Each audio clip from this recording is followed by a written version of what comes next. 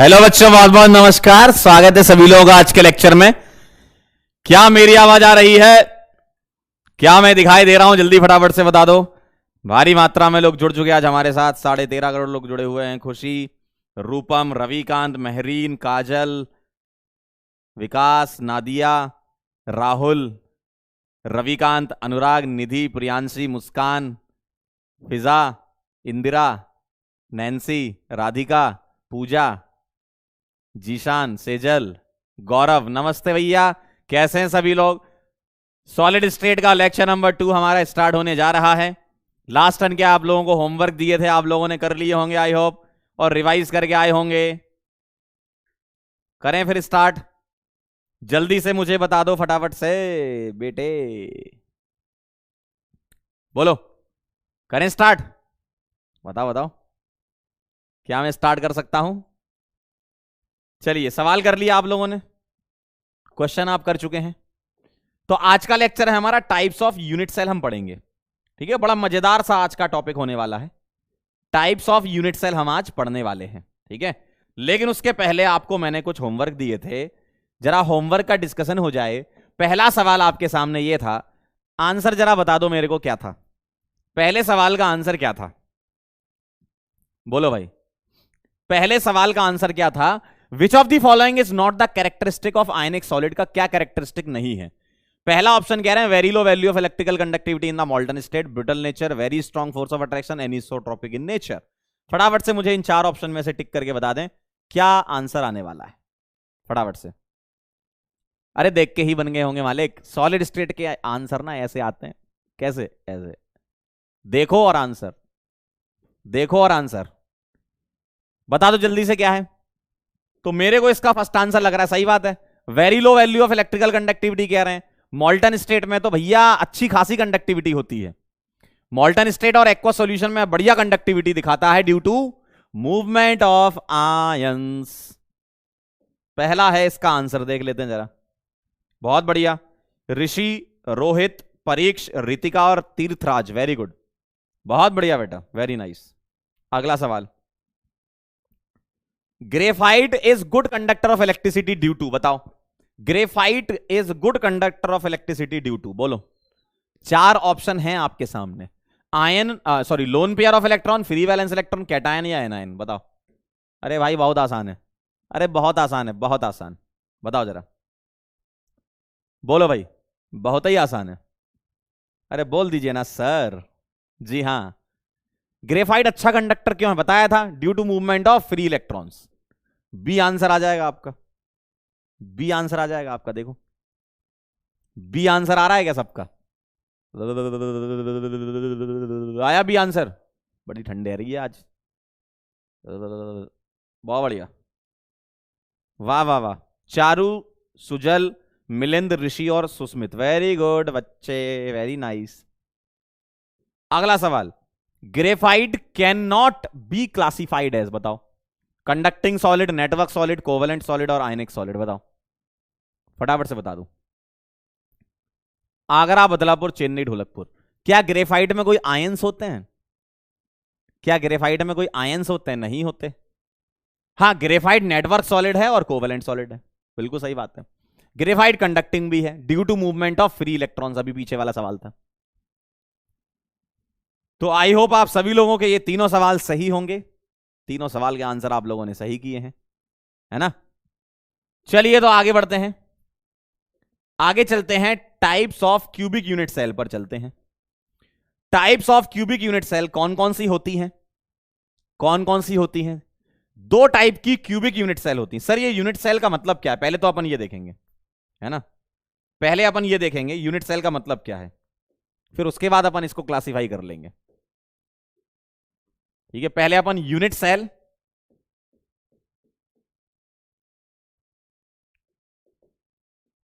क्या होती है इसके बारे में लिखेंगे। यूनिट सेल होती है smallest unit, smallest unit of a lattice. किसी लैटिस की स्मॉलेस्ट यूनिट होती है। तो सर ये लैटिस क्या होता है? सर ये लैटिस क्या होता है? लैटिस होता है smallest unit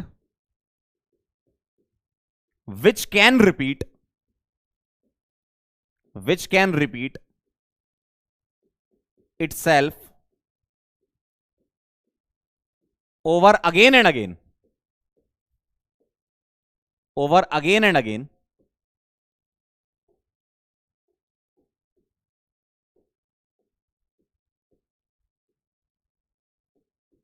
to form lattice. मतलब बहुत आसान शब्दों में आपको बताऊं, ठीक है, बहुत आसान शब्दों में बताऊं कि आपका जो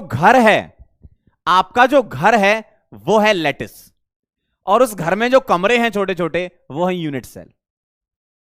या कोई बिल्डिंग देख लो, आप कोई बिल्डिंग देख लो, बुर्ज खलीफा क्या है बताओ? बुर्ज खलीफा क्या है? लैटिस है, और उसके अंदर का जो रूम है वो यूनिट सेल है। सही है? सही है। तो छोटी छोटी यूनिट से मिलकर बड़ा लैटिस बनता है, छोटी छोटी यूनिट्स को जोड़ दो तो बड़ा सा लैटिस बनता है। क्लियर है एकदम? क्लियर है एकदम? है ना, बड़ा आसान सा है। फटाफट से इसको नोट कर लो, फटाफट से इसको नोट कर लो।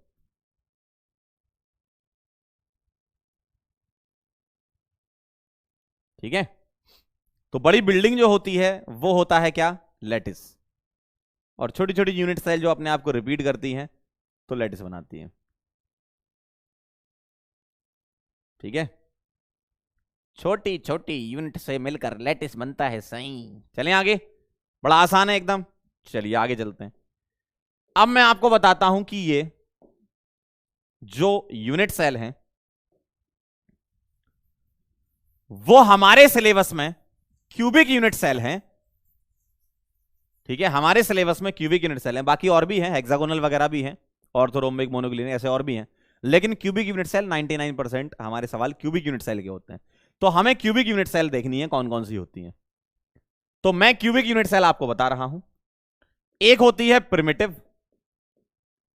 प्रिमिटिव को हम बोलते हैं सिंपल। तो ये है सिंपल क्यूबिक यूनिट सेल, जिसको शॉर्ट फॉर्म में एससी लिख देते हैं या फिर पीसीसी भी बोल देते हैं, पीसीसी। ठीक है, प्रिमिटिव क्यूबिक सेल, है ना, या तो ये बोल दो या ये बोल दो, इसको बोलते हैं सिंपल क्यूबिक। दूसरी होती है नॉन प्रिमिटिव, नॉन प्रिमिटिव, और नॉन प्रिमिटिव में होती है दो,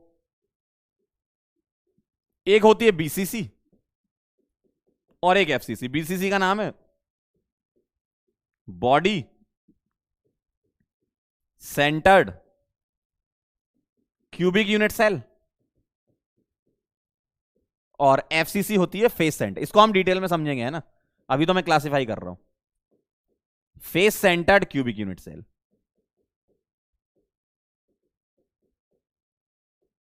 ठीक है, बॉडी सेंटर्ड और फेस सेंटर्ड नॉन प्रिमिटिव में, और प्रिमिटिव में सिंपल क्यूबिक। सर ये चैप्टर या ये यूनिट सेल हम क्यों पढ़ रहे हैं? बेटा आगे हम इस चैप्टर में पढ़ने वाले हैं आयनिक सॉलिड, जैसे नमक का स्ट्रक्चर कैसे होता है, ठीक है, जेडएनएस का स्ट्रक्चर कैसे होता है। तो उन स्ट्रक्चर को समझने के लिए पहले हमें यूनिट सेल समझना होगा, टाइप ऑफ यूनिट सेल समझनी होगी, देन हम उन स्ट्रक्चर के बारे में अच्छे से एनालिसिस और स्टडी कर सकते हैं। ठीक है, क्लियर है? तो पहले आप ये बना लो, फिर मैं आपको धीमे धीमे आगे बढ़ेंगे अपन। अभी तो मैंने सिर्फ क्लासिफाई कर दिया, आपके दिमाग में आ रहा होगा सर ये सिंपल क्यूबिक का मतलब क्या होता है, बॉडी सेंटर्ड का मतलब क्या होता है, फेस सेंटर्ड का मतलब क्या होता है, और ये एकदम जेन्युइन है कि आपके दिमाग में आ रहा होगा सर ये क्या क्या लिखा आपने। ये अभी थोड़ी देर बाद हम फिर से एक एक करके एक्सप्लोर करेंगे। अभी मैंने जस्ट क्लासिफाई किया है, इसके बाद पूरा का पूरा बेसिक से अपन उठाएंगे और फिर आपको सिंपल क्यूबिक, बीसीसी और एफसीसी के स्ट्रक्चर भी दिखाएंगे। ठीक है, चलिए जरा नोट कर लीजिए इसको।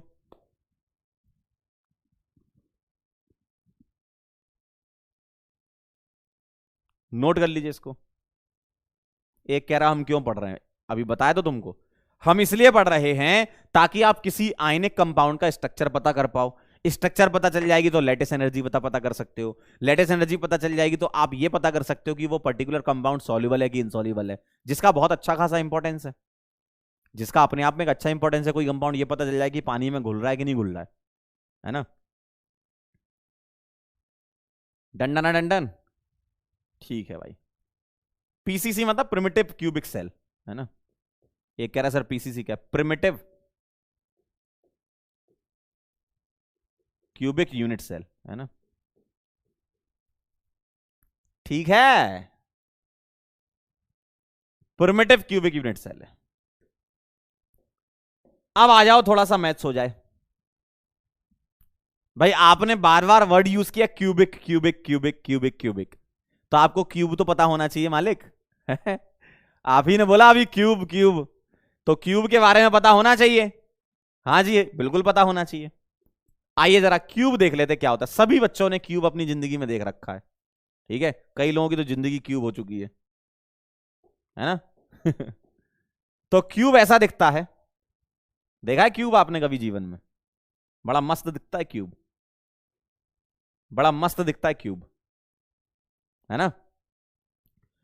बस आपसे मुझे कुछ इंफॉर्मेशन चाहिए, आपसे मुझे कुछ इंफॉर्मेशन चाहिए। जैसे एक क्यूब में कॉर्नर्स कितने होते हैं बताओ, कॉर्नर्स कितने होते हैं एक क्यूब में? बोलो बोलो बोलो बोलो। अरे बोलो अंकल, एक क्यूब में कितने कॉर्नर होते हैं? सर एक कॉर्नर, दो, तीन, चार, पांच, छ, सात, आठ कॉर्नर होते हैं। बहुत बढ़िया। एक क्यूब में एजेस कितनी होती हैं? मतलब दो कॉर्नर को ज्वाइन करके जो लाइन बनाई है, बताओ कितनी एजेस हैं? एक, दो, तीन, चार, पांच, छ, सात, आठ, नौ, 10, 11, 12 एजेस होती हैं 12। एक क्यूब में कॉर्नर होते हैं 8, एजेस होती हैं 12। फेसेस कितनी होती हैं? फेसेस, फेस कितनी होती है? फेस, फेस देख के बताओ जल्दी से कितनी होती है? एक फेस, है ना, दूसरा फेस, तीसरा फेस, चौथा, पांचवा और छठा, 6 फेस होती हैं। भाई आप जिस रूम में बैठे हो, ceiling, floor, left, right, front, back, ceiling, floor, left, right, front, back, 6 phase होती है, ठीक है। अगर मैं आपसे पूछूं कि इस पर्टिकुलर क्यूब में कितने सेंटर होते हैं? सेंटर क्या? ऐसा पॉइंट जहां से तुम डायगोनली अपोजिट चलो तो बराबर डिस्टेंस मिले, बताओ ना। ऐसा पॉइंट जिससे तुम डायगोनली अपोजिट चलो तो बराबर डिस्टेंस मिले, वो तो एक क्यूब में एक ही होगा ना अंकल। क्यों? एक क्यूब में एक ही होगा ना सेंटर, कि जिससे तुम यहां भी चले यहां भी चले, ये बराबर डिस्टेंस आपको मिल रही है ना। ये बराबर डिस्टेंस आपको मिल रही है, देख रहे हो आप। तो ऐसा पॉइंट कौन सा होगा जिसको मैं बोलूंगा बॉडी सेंटर? तो एक क्यूब में कितने सेंटर होते हैं? बॉडी सेंटर जिसको बोलूंगा एक ही होता है भाई। अरे मालिक एक ही होगा ना। आपका जो कमरा है, अगर मैं पूछूं बताओ, बताओ किस पॉइंट पे खड़े हो जाओ कि तुम्हें बराबर डिस्टेंस दिखे, तो आप बीचों बीच खड़े हो जाओगे। अगर मैं तुमसे बोलूं रूम के उस पॉइंट पे तुम खड़े हो जाओ जहां से तुम्हें सारे कॉर्नर बराबर डिस्टेंस पे दिखें, तो वो एक ही होगा। एक ही होगा ना, एक से ज्यादा थोड़ी होंगे, है ना। तो उसको बोलते हैं बॉडी सेंटर। तो ये क्यूब की कुछ इंफॉर्मेशन थी, आप इसको नोट कर लीजिए। फिर हम एक एक करके तीनों यूनिट सेल समझने वाले हैं, ठीक है। तीनों हम समझने वाले हैं, बिल्कुल दिखाएंगे आपको 3D मॉडल, डोंट वरी। आपको भेजेंगे भी, आप खुद देखना, ठीक है। बिल्कुल दिखाए जाएंगे, ठीक है। आप बिल्कुल देखेंगे एक एक करके। जब हम सिंपल क्यूबिक, बीसीसी, एफसीसी पढ़ेंगे तो अपन देखेंगे, है ना।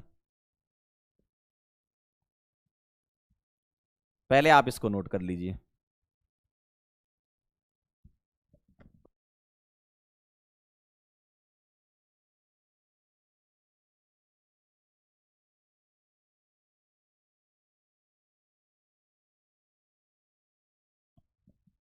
बना लिया? बना लिया क्या? अरे बहुत ही बढ़िया। आइए फिर हम एक एक करके स्टार्ट करते हैं, जैसे सिंपल क्यूबिक या पीसीसी। अब हमारे लिए दिमाग में रखना है क्या, कि हमारा जो एटम होगा, एटॉम, एटॉम ये होगा स्फेरिकल। हम एटम को स्फेरिकल मान के चलेंगे, ये ध्यान रखना। एटम को क्या करेंगे, स्फेरिकल मान के चलेंगे, ठीक है। और एटम का अरेंजमेंट कैसा होगा उसको हम देख लेते हैं। जो स्फीयर का सेंटर है वो क्यूब का कॉर्नर होगा, ठीक है। तो अरेंजमेंट ऑफ एटम क्या, सेंटर ऑफ स्फीयर, ये क्या होगा, कॉर्नर ऑफ क्यूब। मतलब क्यूब का जो कॉर्नर है वहां पर तुम ऐसे प्लेस करो, इस स्फीयर को ऐसे रखो कि आपका जो सेंटर है वो क्यूब का कॉर्नर होना चाहिए। आइए मैं जरा आपको भेज देता हूं, आप खुद चेक करिएगा।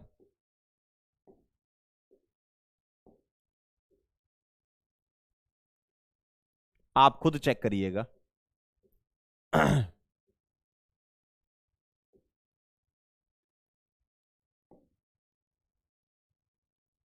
मैंने आपको भेज दिया, चेक करना।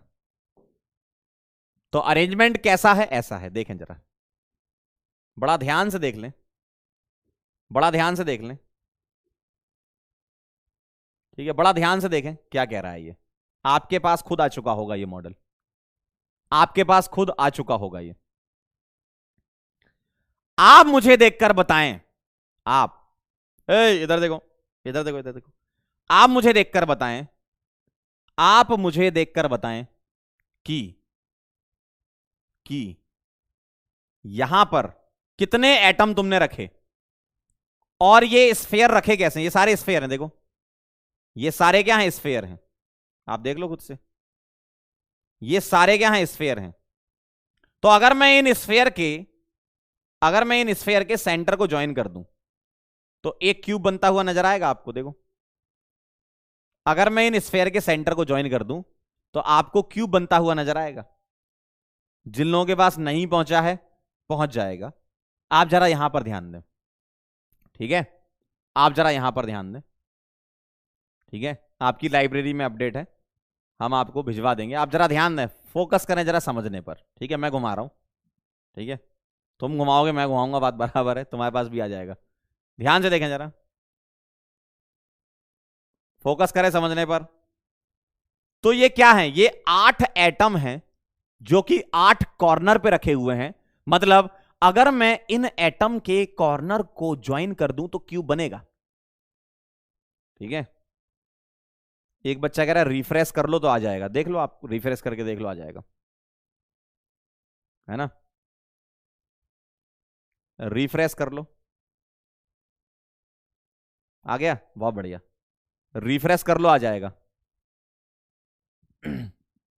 रिफ्रेश कर लो, आ जाएगा, कई बच्चे लिख रहे हैं, हाँ। तो मैं ये कह रहा था, क्या कह रहा था मैं, कि ये जो सिंपल क्यूबिक है ना, देखो आप हर एंगल से घुमा के देख लो। अगर मैं इन सब के कॉर्नर को ज्वाइन कर दूं तो मुझे कैसा नजर आएगा, ध्यान से देखिएगा। मुझे ऐसा नजर आने वाला है कि जो सेंटर ऑफ स्फीयर है वो क्या है, क्यूब का कॉर्नर है। तो मुझे कुछ ऐसा दिखेगा। कितने एटम रखे हैं मैंने बेटा, कितने एटम रखे हैं, 8 एटम रखे हैं। और कहां रखे हैं, वो मैंने रखे हैं क्यूब के कॉर्नर पर। कहां रखे हैं मैंने, क्यूब के कॉर्नर पर। तो मैं उसको ऐसे रख के दिखा देता हूं, ठीक है, ताकि आपको थोड़ा ध्यान रहे कि हाँ क्यूब के कॉर्नर पर रखे हैं। लेकिन ये आपस में टच कर रहे हैं, कॉर्नर आपस में टच कर रहे हैं। देखो ये दोनों एटम है ना, जैसे ये हैं, ये दोनों एटम है ये, और ये आपस में टच कर रहे हैं। मैं तो बस डायग्राम दिखाने के लिए बना रहा हूं, है ना। अगला देखो, ये वाला और ये वाला टच कर रहा है, देखो ये वाला और ये वाला टच कर रहा है। तो ये जो ऊपर के दिख रहा है ना, 1 2 3 4, देखो ये जो आपको दिख रहा है 1 2 3 4, ये 4 है। डायगोनल टच नहीं कर रहा, बीच में जगह खाली है, देखो। ये वाला इससे टच नहीं कर रहा, ये वाला इससे टच नहीं कर रहा, लेकिन कॉर्नर आपस में एडजेसेंट वाले टच कर रहे हैं, है ना?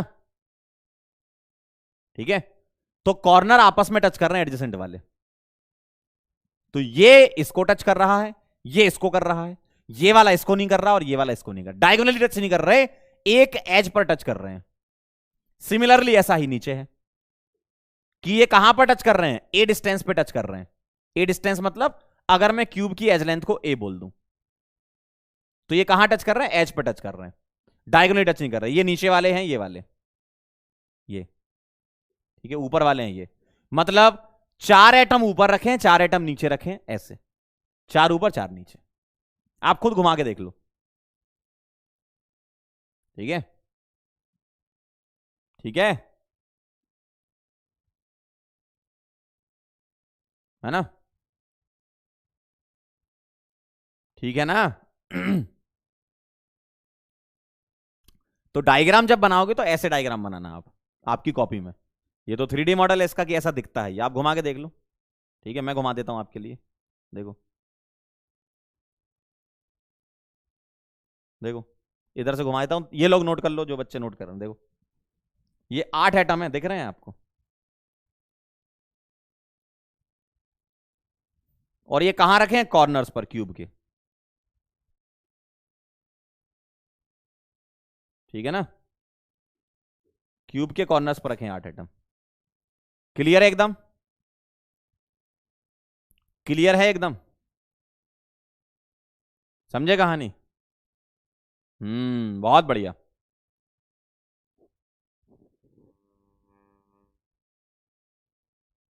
ठीक है, अब अगर आपको अरेंजमेंट पता चल गया तो अब हम क्या करेंगे, let radius of sphere, sphere का रेडियस हमने बोल दिया कि r है, और edge length of cube, edge length of cube ये हमने बोल दी a है, एज लेंथ हमने a बोल दी, रेडियस हमने r बोल दिया। अब हम इसकी मैथमेटिकल फॉर्मूले भी डेराइव कर लेंगे, है ना? ठीक है, क्लियर एकदम। तो ये था अपने पास इसका 3D मॉडल सिंपल क्यूबिक का। आई होप आपको पूरा क्लियर होगा कि एटम कैसे रखें। ये सारे के सारे 8 एटम कॉर्नर पे रखें और एडजेसेंट पे टच कर रहे हैं, डायगोनली टच नहीं करते हैं, है ना? ठीक है, तो चलिए जरा इसको बना लीजिए, इसको नोट करिए, फिर हम इससे रिलेटेड क्या क्या सवाल हो सकते हैं उसके बारे में बात करेंगे। नोट कर लो फटाफट से।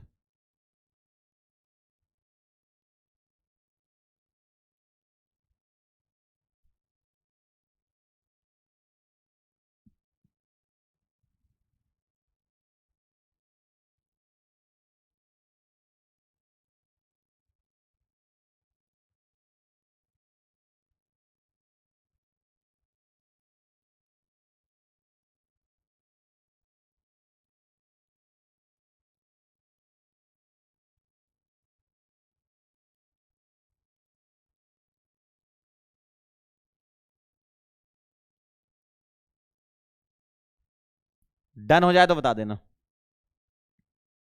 बना लिया सबने? चलिए आगे चलें। चलिए भाई, चलिए भाई, चलिए भाई।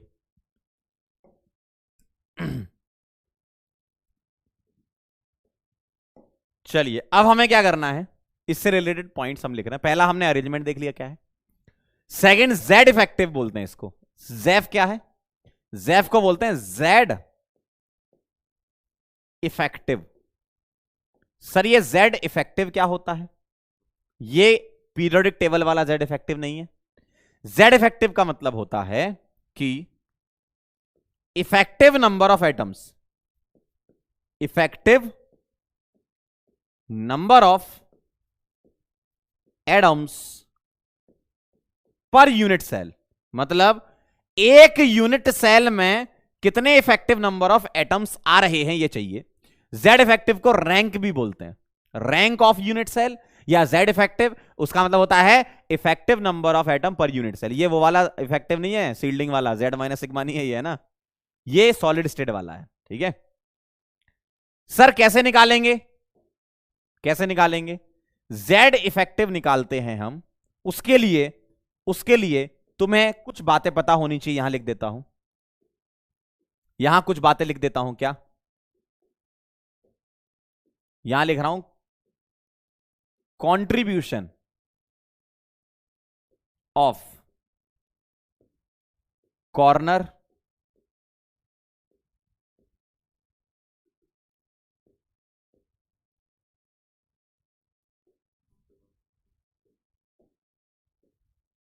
कितना होता है, ये मुझे बताना है। कंट्रीब्यूशन ऑफ कॉर्नर कितना होता है, ये बता दो। सर ये कंट्रीब्यूशन से क्या मतलब है आपका? सर ये कंट्रीब्यूशन से क्या मतलब है आपका? कंट्रीब्यूशन ऑफ कॉर्नर, इसका मतलब क्या? मुझे बताओ, मुझे बताओ कि आपको अगर मैं ये पूछूं कि मैंने बेटा कॉर्नर पर एक एटम रख दिया, मैंने कॉर्नर पर एक एटम रख दिया, तो वो एटम जैसे कि यहां था, मान लो ये इस कॉर्नर पे रखा हुआ है, आप अंदर बैठे हो, अंदर बैठ के आपको इसका कितना हिस्सा दिखेगा? बोलो। कंट्रीब्यूशन ऑफ कॉर्नर मतलब कॉर्नर पे तुमने स्फीयर रख दिया, कॉर्नर पे तुमने स्फीयर रख दिया और रूम के अंदर आ गए, और कॉर्नर की तरफ नजर मार के देखो तो कितना हिस्सा तुमको इस रूम में दिखेगा? बोलो, कितना हिस्सा तुमको इस रूम में दिखेगा? अगर मैं कॉर्नर को देखूं रूम के अंदर से तो मुझे दिखेगा 1/8। 1/8 कैसे? अगर मैं मान लो इसको क्यूब बोलता हूं, ठीक है, मैं क्यूब को क्यूब ऐसे बोल रहा हूं, है ना, तो ये जो क्यूब का कॉर्नर है ये कितने क्यूब से निकलेगा? 1 2 3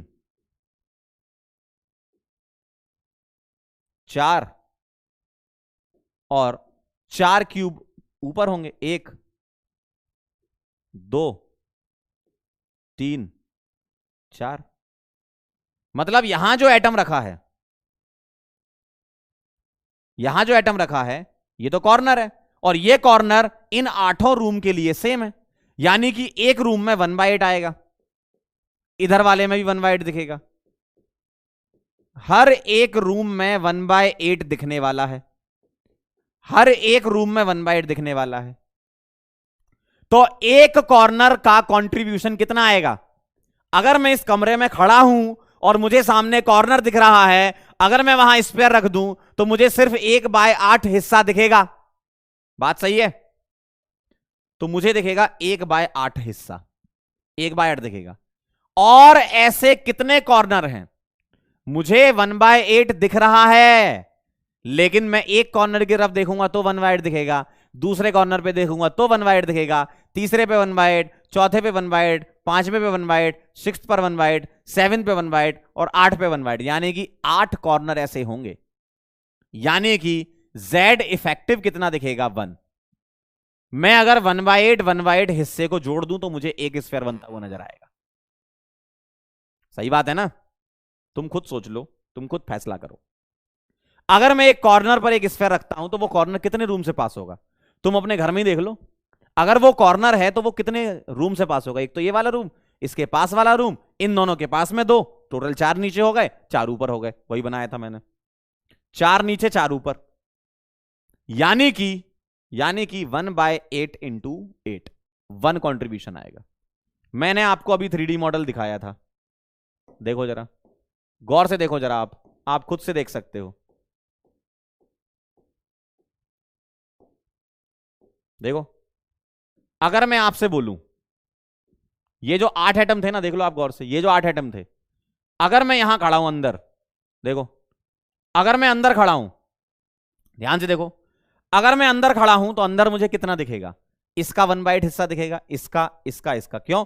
क्योंकि अगर मैं इनके सेंटर को ज्वाइन करूंगा ना तो क्यूब जब बनेगा उसमें 1/8 हिस्सा अंदर आएगा, आप खुद देख लो, मुझे हर एक एटम का 1/8 हिस्सा दिखेगा, हर एक एटम का, ठीक है, अगर मैं इन सबके सेंटर को ज्वाइन करता हूं।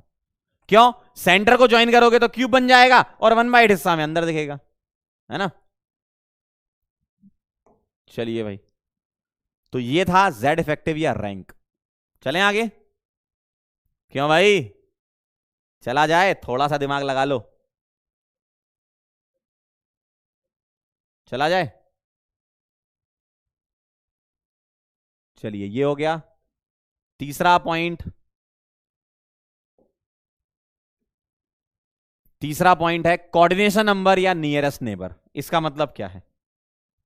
आपका घर है, आपका घर है ना, तो आपके घर से लगा हुआ घर जिसका है वो तुम्हारा नियरेस्ट नेबर है। आपके घर से जिसका घर लगा हुआ है वो नियरेस्ट नेबर है।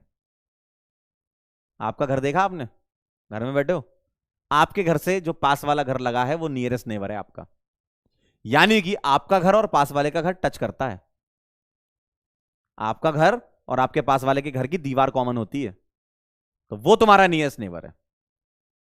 ठीक है, वो तुम्हारा नियरेस्ट नेबर है। तो इसका मतलब क्या हुआ कि सर आप हमें नियरेस्ट नेबर बताओ। बिल्कुल बता देते हैं। अगर मैं कोई एक एटम को पकड़ता हूं, ध्यान से सुनिएगा, अगर मैं कोई एक एटम को पकड़ता हूं, पहले मैं बना लूं ये, अगर मैं कोई एक एटम को पकड़ता हूं तो आप मुझे बताओ, मान लो यहां पर कोई एटम रखा हुआ है, बताओ इसको कौन कौन टच करेगा? बताओ, बोलो इसको कौन कौन टच करेगा? अगर मैं इसको पकड़ता हूं, इसको कौन कौन टच करेगा? बताओ। अगर क्यूब की एज लेंथ ए है तो ध्यान से देखिएगा, एक यहां पर टच करेगा, एक यहां पर टच करेगा, एक यहां पर टच करेगा। क्यों? क्योंकि ये डिस्टेंस ए है। देखो ए, इसकी डिस्टेंस भी ए और इसकी डिस्टेंस भी है, और ए डिस्टेंस पे टच करेंगे। लेकिन ये तो तुम्हें इस यूनिट सेल में दिख रहा है ना, ध्यान से सुनिएगा। अगर मैं इस रूम का एक कॉर्नर पकड़ता हूं तो मुझे इस रूम में सिर्फ 3 एटम दिखेंगे, जो कि आप सब लोग कह रहे हो। आप सब लोग 3 कह रहे हो, एकदम सही है, लेकिन वो तो इस रूम में दिखेंगे ना। क्या पास वाले रूम का कॉर्नर टच नहीं करेगा? बिल्कुल करेगा। क्यों? वो भी तो ए डिस्टेंस पर है।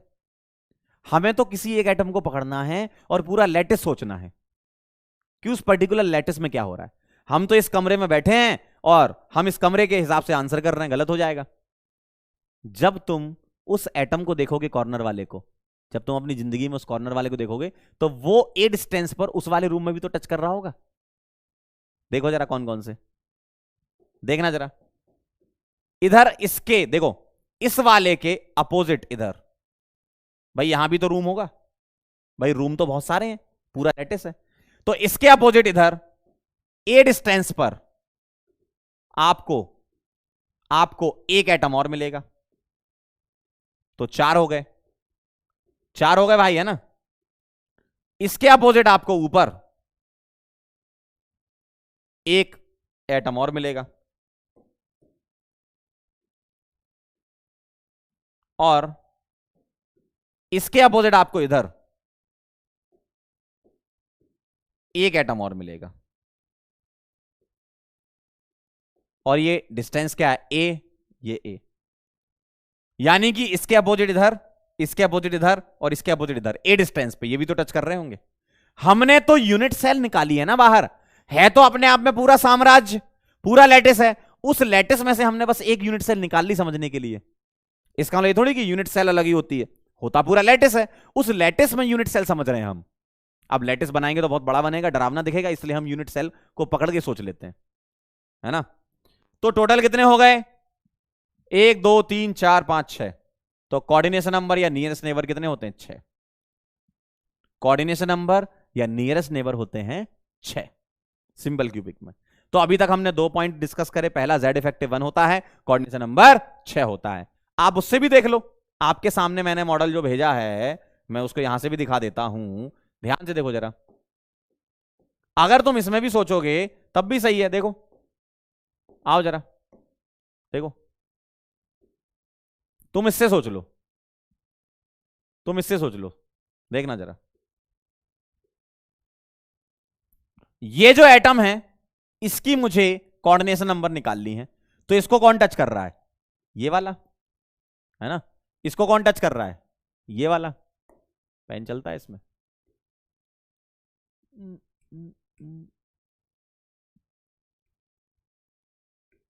बड़े कलर दे रखे हैं। देखो, इसको कौन टच कर रहा है? एक, ये दूसरा, ये तीसरा। देखो, और इसके अपोजिट ऊपर यहां एक एटम होगा, इसके अपोजिट यहां होगा और इसके अपोजिट यहां होगा, पूरा 3D में है ना। तो ये कहानी है। लिखो भाई, लिखो लिखो लिखो फटाफट से, फटाफट से लिखो।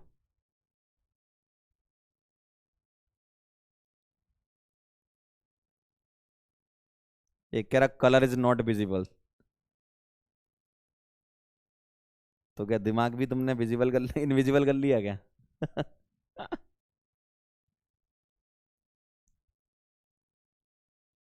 ए डिस्टेंस पर टच करेंगे तीन तीन एटम एक एक रूम में, तो टोटल 6 हो जाएंगे। लिख लो तो बता देना।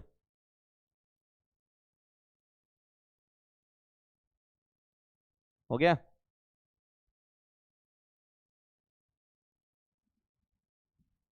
चलें आगे।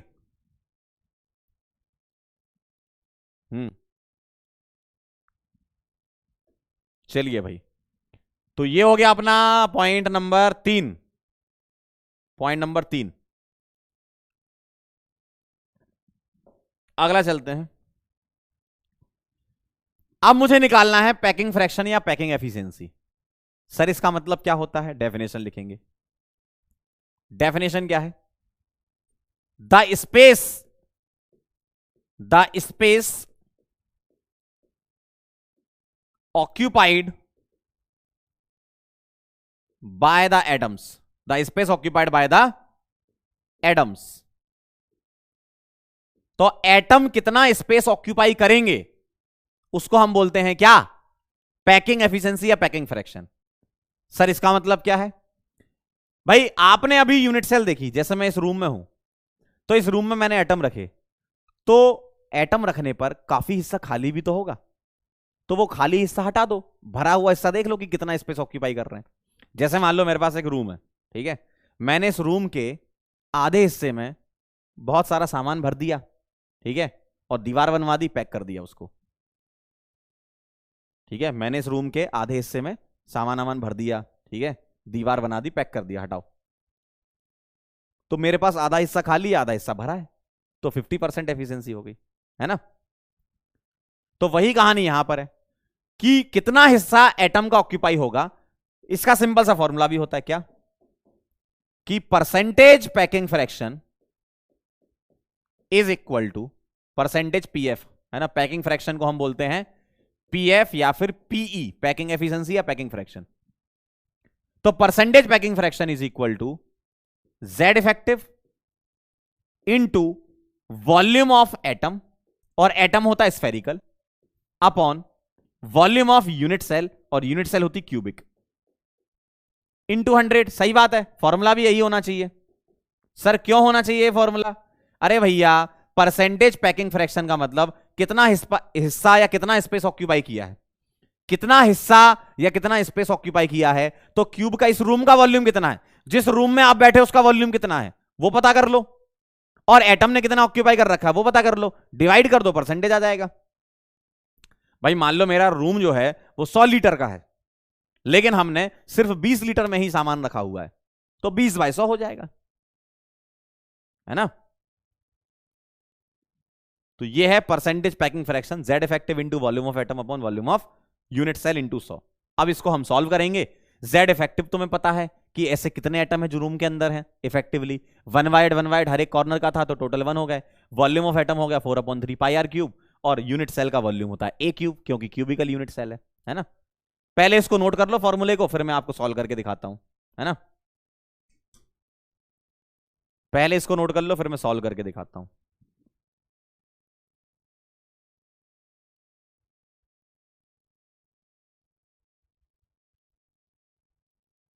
जैन कह रहे हैं जेड इफेक्टिव क्यों आया? जेड इफेक्टिव तो लेना ही पड़ेगा ना, क्यों? क्योंकि जेड इफेक्टिव से पता चलेगा कि कितने एटम रूम के अंदर हैं। तो एक्चुअल में रूम के अंदर तुम्हें 1/8 1/8 8 बार दिखेगा।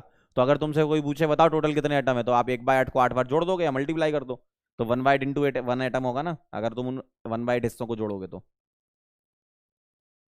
डन। चलिए आइए अब जरा निकाल लेते हैं क्या, परसेंटेज पैकिंग फ्रैक्शन। क्या था फॉर्मूला? Z इफेक्टिव 1 है और वॉल्यूम ऑफ एटम क्या है 4/3 पाई आर क्यूब, और यूनिट सेल का वॉल्यूम क्या है A क्यूब इंटू 100। सही है। अब अगर मुझे A और R का रिलेशन पता चल जाए तो मामला सेट हो जाएगा। अब अगर मुझे A और R का रिलेशन पता चल जाए तो मामला सेट हो जाएगा, अपना आंसर आ जाएगा। ठीक है, तो relation between A and R निकाल लूं मैं, relation between A and R निकाल लूं, काम हो जाएगा। अब मुझे बताओ कौन से दो एटम टच करते थे, बोलो कौन से दो एटम टच करते थे? कॉर्नर वाले दो एटम टच करते थे। कौन से दो एटम टच करते थे? कॉर्नर वाले। तो इन दोनों के बीच की डिस्टेंस क्या होगी भाई? जो स्फेयर का सेंटर है वही क्यूब का कॉर्नर है। स्फेयर का सेंटर क्यूब का कॉर्नर होता है, ऐसे तुम्हें प्लेस करना है। तो ये रेडियस आर है, ये रेडियस आर है। अगर मैं इस पूरे को ए बोलूंगा तो एज लेंथ ए है, अगर मैं इस पूरे को एज लेंथ बोलूं तो ए बोलूंगा। भाई ये एक एटम है, ये दूसरा एटम है, और ये एडजेसेंट पर टच करते हैं, यानी कि आर आर डिस्टेंस हो गई। और अगर तुम एज लेंथ के फॉर्म में ले रहे हो तो ए आएगा, तो 2r इज इक्वल टू ए, है ना? सही है। तो दो एटम के बीच की डिस्टेंस क्या होती है? 2r। अगर आर के फॉर्म में लिखना है तो 2r, ए के फॉर्म में लिखना तो ए। ठीक है, इंटर एटॉमिक डिस्टेंस भी इसका नाम है। अगर मैं पूछूं बताओ इंटर एटॉमिक डिस्टेंस क्या है, अगर मैं तुमसे बोल दूं क्या इंटर एटॉमिक डिस्टेंस, बताओ जरा। Inter atomic distance, inter atomic distance मतलब एटम के बीच की डिस्टेंस, और एटम के बीच की डिस्टेंस क्या होगी? क्या होगी? 2r या फिर a, है ना? a के फॉर्म में बोलोगे तो a, 2r के फॉर्म में बोलोगे, r के फॉर्म में बोलोगे तो 2r, है ना? तो दो एटम के बीच की डिस्टेंस का मतलब क्या है? Centre to centre distance. दो एटम के बीच की डिस्टेंस मतलब सेंटर टू सेंटर। क्लियर है भाई? क्यों क्लियर है कि नहीं? तो दो एटम के बीच की डिस्टेंस का मतलब होता है सेंटर टू सेंटर डिस्टेंस, है ना? तो अगर आर के फॉर्म में बोलोगे तो 2r, और अगर ए के फॉर्म में बोलोगे तो ए। ठीक है, चलो पुट कर दो। तो a is equal to 2r put करना है, रखें जरा। तो ये हो गया आपका कितना? 4/3 पाई आर क्यूब, और a रखोगे तो कितना? 2r का होल क्यूब इंटू 100। सॉल्व कर लेते हैं इसको, कितना आ गया ये? आर क्यूब कट जाएगा, नीचे 8 बचेगा। ठीक है, और 4 से 8 कट गया 2 बार, पाई बाई 6 लिख दूं मैं सीधे। पाई बाई 6 आ गया फ्रैक्शन के फॉर्म में, परसेंटेज निकालना इंटू 100, और इसको सॉल्व करोगे तो 52.4% आता है। और ये आपको याद भी रखना है, डायरेक्ट एग्जाम में सवाल आता है what is the percentage efficiency, या परसेंटेज पैकिंग एफिशिएंसी, या percentage packing fraction of simple cubic unit cell. सीधा आंसर, 4 ऑप्शन देखो, 52.4। सवाल बनाना बहुत आसान है, सॉलिड स्टेट के पहले ही बोल रहा हूं, जो थ्योरी है वही सवाल है, जो थ्योरी है वही सवाल है ना? तो 100 पाई बाई 6 यानी कि 52.4 आ रहा होगा। तो परसेंटेज पैकिंग फ्रैक्शन क्या आ गया? 52.4%। ठीक है, नोट कर लीजिए इसको। यानी कि अब इसका मतलब समझ लो, इसका मतलब यह है कि इस रूम में अगर मैं कॉर्नर पे एक एक एटम रख दूं, एक एक स्फीयर रख दूं, तो मुझे सिर्फ 52.5% ऑक्यूपेंसी मिलेगी। 47.6% खाली पड़ा है मामला। यानी कि मान लो आप स्कूल गए, स्कूल में 100 बच्चे हैं आपकी क्लास में, लेकिन 60 बच्चे आए हैं, तो एफिशिएंसी क्या होगी? 60%, 40% खाली पड़ा हुआ मामला, है ना? ठीक है,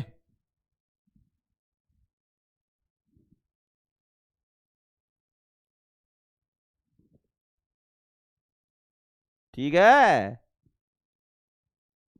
चलिए भाई नोट कर लीजिएगा, लिख लीजिएगा तो हाँ आगे बढ़ेंगे।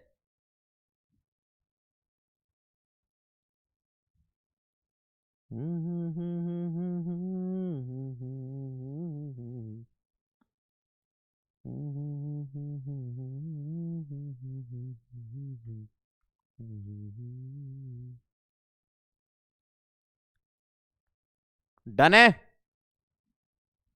चला जाए, बहुत बढ़िया। चलो मुझे अब ये बता दो, लास्ट पॉइंट, परसेंटेज वॉइड बता दो कितना है। बहुत आसान है, परसेंटेज वॉइड मतलब the empty space, the empty space is called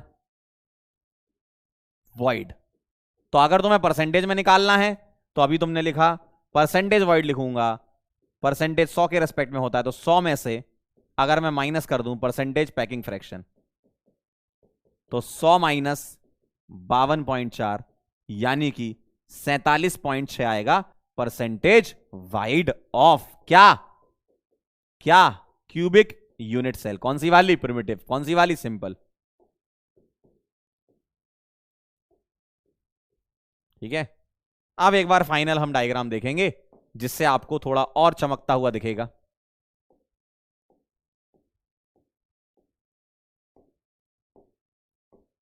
अब देखो जरा ध्यान से, आप अगर गौर से देखो, आप अपनी स्क्रीन पर नजर मारें तो आप ध्यान से देखो, बीच में खाली स्पेस दिख रहा है ना। अगर मैं इन सब बॉल के, ये सारी बॉल्स हैं ना, इन सब बॉल के सेंटर को ज्वाइन कर दूं तो मुझे क्यूब मिलेगा। उस क्यूब में मुझे 1/8 हिस्सा हर एक कॉर्नर का दिख रहा होगा, है ना। लेकिन आप ध्यान से देखो, ये खाली स्पेस है, देखो गौर से देखो, ये खाली जगह दिख रही है, ये खाली जगह दिख रही है, ये है एम्प्टी स्पेस। ठीक है, ये जो दिख रही है ना खाली जगह, ये खाली जगह 47.6% है ना। दिख रही है ना आपको सामने से, ये खाली जगह है 47.6%। बाकी इन एटम ने 52.4% ऑक्यूपाई कर रखा है एक यूनिट सेल के अंदर, है ना। ठीक है, चलो इसको नोट कर लो, फिर अपन आगे चलें। तो ये कहानी थी सिंपल क्यूबिक यूनिट सेल के सारे पॉइंट्स। ऐसे ही हमें बीसीसी के करने, ऐसे एफसीसी के करने, है ना।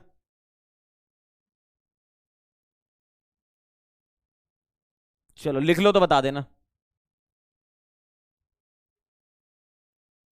चमकेश, वेरी गुड तनवीर बेटा।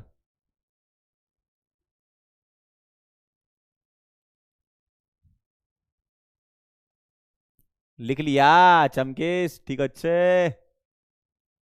सरस छे सार। वेरी गुड बेटे मुस्कान। चलिए आगे चलते हैं। अब चलते हैं बॉडी सेंटर्ड पर। इसमें क्या होता है ये समझ लीजिए, ठीक है। Body centred cubic unit cell में क्या होता है ये समझ लीजिए। अरेंजमेंट देख लेते हैं अगर इसमें होगा तो।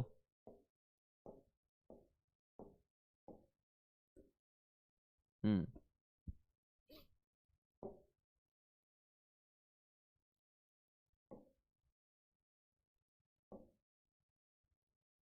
हम्म देखिए जरा रिफ्रेश कर लीजिएगा आप, है ना। क्या अंतर है उसमें और इसमें बताओ। आप खुद देखो, 30-40 सेकंड खुद देखो, 30-40 सेकंड खुद देखो, और आप मुझे बताओ कमेंट करके कि क्या अंतर है उसमें और इसमें। रिफ्रेश कर लेना है ना, बताओ। आप खुद देखो गौर से और मुझे बताओ क्या अंतर है। कुछ कुछ दिख रहा है ना। क्या अंतर है? बोलो बोलो बोलो, क्या अंतर है?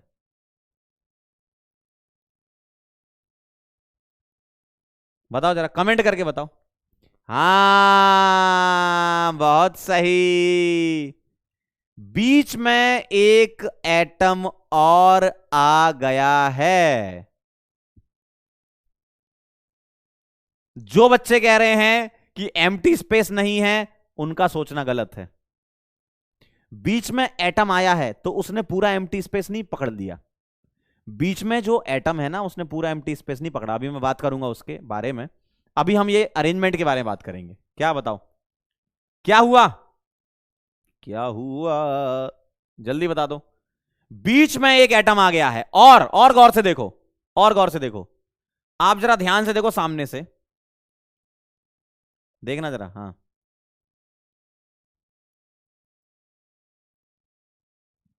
आओ जरा ध्यान से देखना, यहां पर थोड़ी सी वाइट वाइट सी लाइन दिख रही है, देखो। एक्चुअल में ये व्हाइट लाइन का मतलब है कि कॉर्नर टच नहीं करते, देखो ये इसको टच नहीं करेगा। देखो आप गौर से, ये जो व्हाइट लाइन, ये व्हाइट ये व्हाइट ये व्हाइट दिख रही है, ये बता रहा है कि कॉर्नर आपस में टच नहीं करते। सिंपल क्यूबिक में टच करते हैं, यहां टच नहीं करते। तो यहां कौन टच करेगा? ये जो बीच वाला है, देखो ये जो बीच वाला है, ये बीच वाला सभी को टच करेगा। देखो ये जो बीच वाला है ये सबको टच कर रहा है, ये बीच वाला सबको टच कर रहा है। फिर देखना, ये बीच वाला सबको टच कर रहा है। चार ये हो गए, देखो ये बीच वाला इन चार को कर रहा है और पीछे से चार को कर रहा है। ये वाले, ये इधर से चार हैं और इधर से चार हैं, देखो गौर से। तो ये जो बीच वाला है ना, ये इन सबको टच कर रहा है, लेकिन ये कॉर्नर आपस में टच नहीं कर रहे, यहां पर जगह खाली है, देखो। ठीक है, गौर से देख लो, बीच वाला एटम सभी कॉर्नर को टच करता है सर, कॉर्नर आपस में टच नहीं करते। देखो ना, गौर से देख लो आप, ये देख लो अच्छे से भाई, आप आराम से 30-40 सेकंड 1 मिनट और ले लो, लेकिन देख लो, इसके बाद तो अपने को बस फटाफट फटाफट आंसर करने। देखो बीच वाला सभी कॉर्नर को टच कर रहा है, लेकिन कॉर्नर आपस में टच नहीं कर रहे। देखो बीच में डंडा लगा है, वाइट वाइट लाइन है, यानी कि ये टच नहीं कर रहे, एज लेंथ है ये, बस एज है ये। तो ये आपस में टच नहीं करते।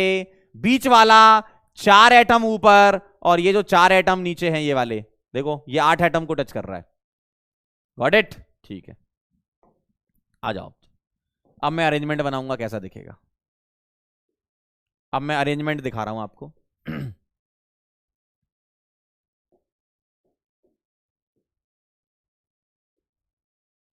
ये मेरे पास क्यूब है और मैंने क्या करा,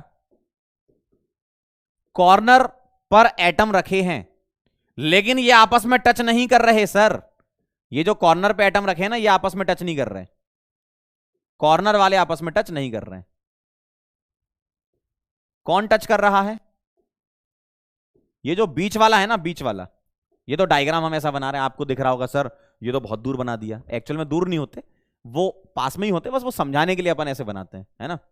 तो ये जो बीच वाला है ना, बीच वाला, ये बीच वाला इसको इसको इसको इसको इसको इसको इसको इसको टच करता है, ये आपस में टच नहीं करते।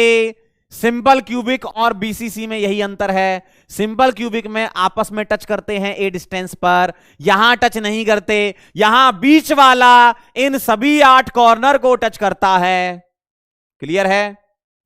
बीच वाला सभी 8 कॉर्नर को टच करता है, कॉर्नर आपस में टच नहीं करते। डायग्राम बनाओ फटाफट से, आप डायग्राम बनाओ तुरंत से पहले। ठीक है,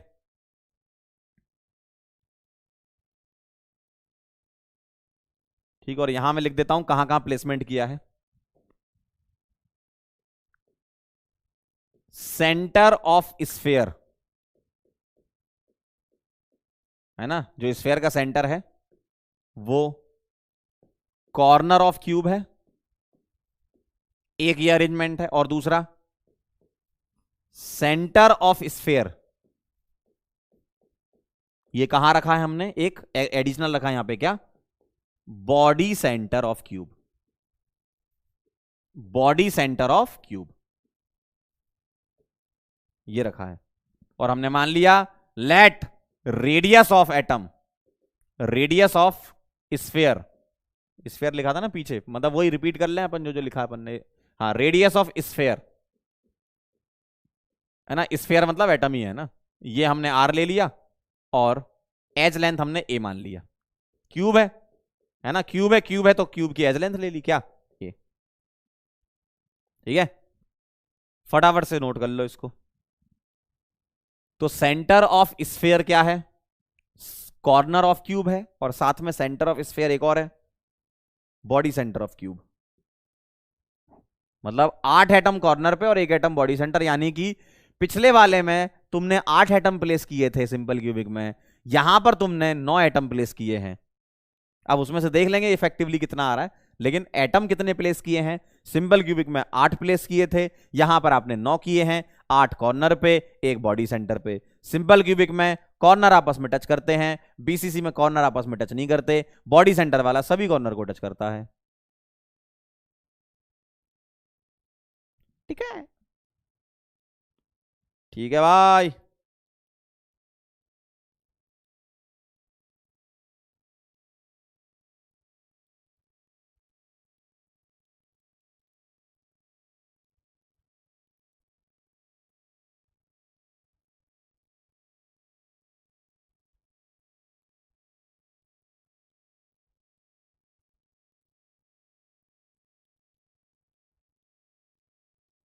डन। ठीक, अच्छे, चलें आगे।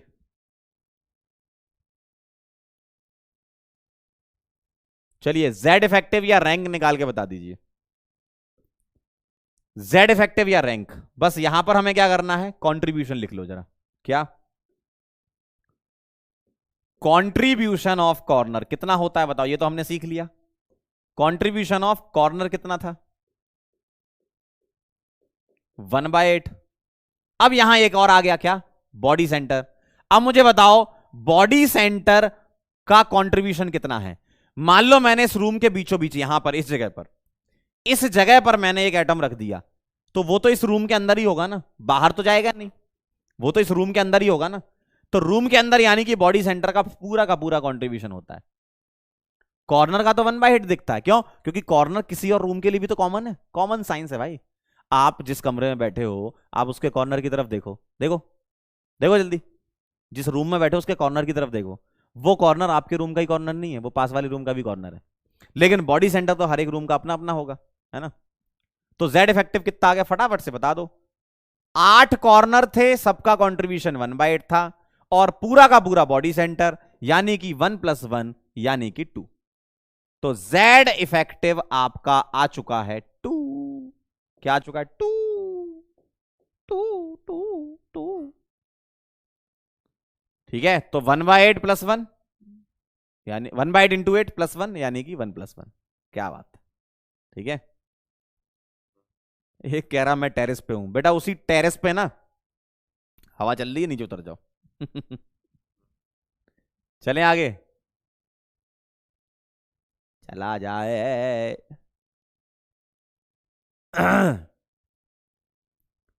ठीक है बेटा, जयवीर, ए जयवीर, चलें। कह रहा मकड़ी के जाले हैं कॉर्नर पे, तो उन्हीं को साफ कर लो, नहीं तो मम्मी तुमसे ही साफ करांगी। चलें आगे।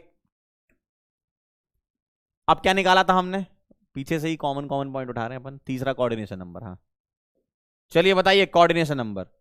अब इसमें आपको अलग से डायग्राम बनाने की जरूरत नहीं है, अभी आपके मुंह से निकला था, क्या, अभी आपके मुंह से निकला था कि बॉडी सेंटर वाला सभी कॉर्नर को टच करता है। तो कोऑर्डिनेशन नंबर कितना हो गया, 8।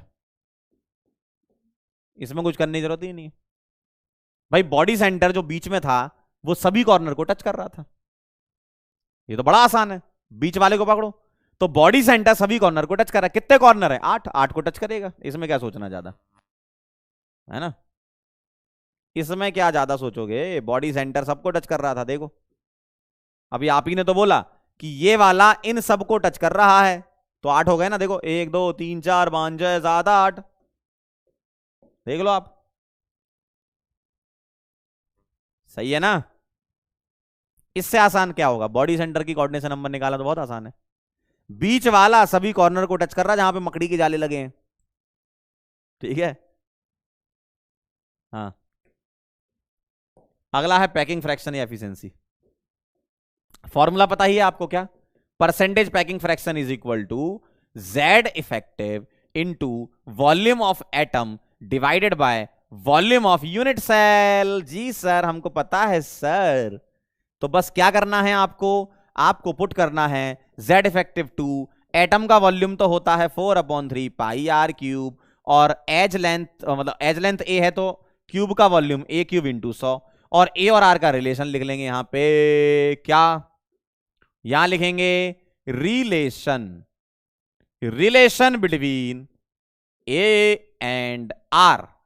ए और आर का रिलेशन लिखोगे, ए और आर का रिलेशन आएगा क्या, बताओ कौन कौन टच कर रहा था, बोलो बताओ मुझे, बताओ बोलो। बॉडी सेंटर वाला हर एक कॉर्नर को टच करता है, तो मैं कोई एक कॉर्नर पकड़ लूं और एक बॉडी सेंटर ले लूं। तो मैंने लिया, मैंने मान लिया ये है बॉडी सेंटर, ये बॉडी सेंटर है और कॉर्नर टच कर रहा है, तो बॉडी सेंटर और कॉर्नर टच कर रहे हैं, देखो बॉडी सेंटर और कॉर्नर टच कर रहे हैं, ठीक है, बॉडी सेंटर और कॉर्नर टच कर रहे हैं। तो ये मैंने एज ले ली इसकी, तो ये हो गया आपका बॉडी सेंटर, ये हो गया आपका कॉर्नर। तो ये कॉर्नर है और ये क्या है, बॉडी, बॉडी सेंटर है।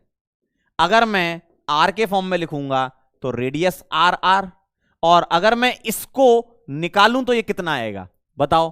क्यूब में आपने पीछे क्यूब के बारे में बात की थी, है ना, क्यूब पढ़ चुके हो, तो मैं उधर ही क्यूब में लिख देता हूं ताकि एक साथ आ जाए आपके सामने। क्या क्या अगर मैं इसकी एज लेंथ ए मान लूं, इधर लिख देता हूं तो एक साथ आपके पास आ जाएगा, है ना। अगर मेरी एज लेंथ, अगर मेरी एज लेंथ ए है, ठीक, तो वॉल्यूम कितना होता है, वॉल्यूम कितना होता है ए क्यूब, ठीक है। फेस डायगोनल की डिस्टेंस कितनी होती है, face diagonal, face diagonal sir, ये फेस डायगोनल क्या होता है, फेस डायगोनल होता है दो कॉर्नर के बीच की, यहां से लेकर यहां तक की डिस्टेंस, यहां से यहां तक की डिस्टेंस, इसको बोलते हैं फेस डायगोनल, इसको बोलते हैं फेस डायगोनल। कितनी डिस्टेंस होती है ये, अगर ये ए है तो ये √2a होगी, √2a, सिंपल मैथ्स।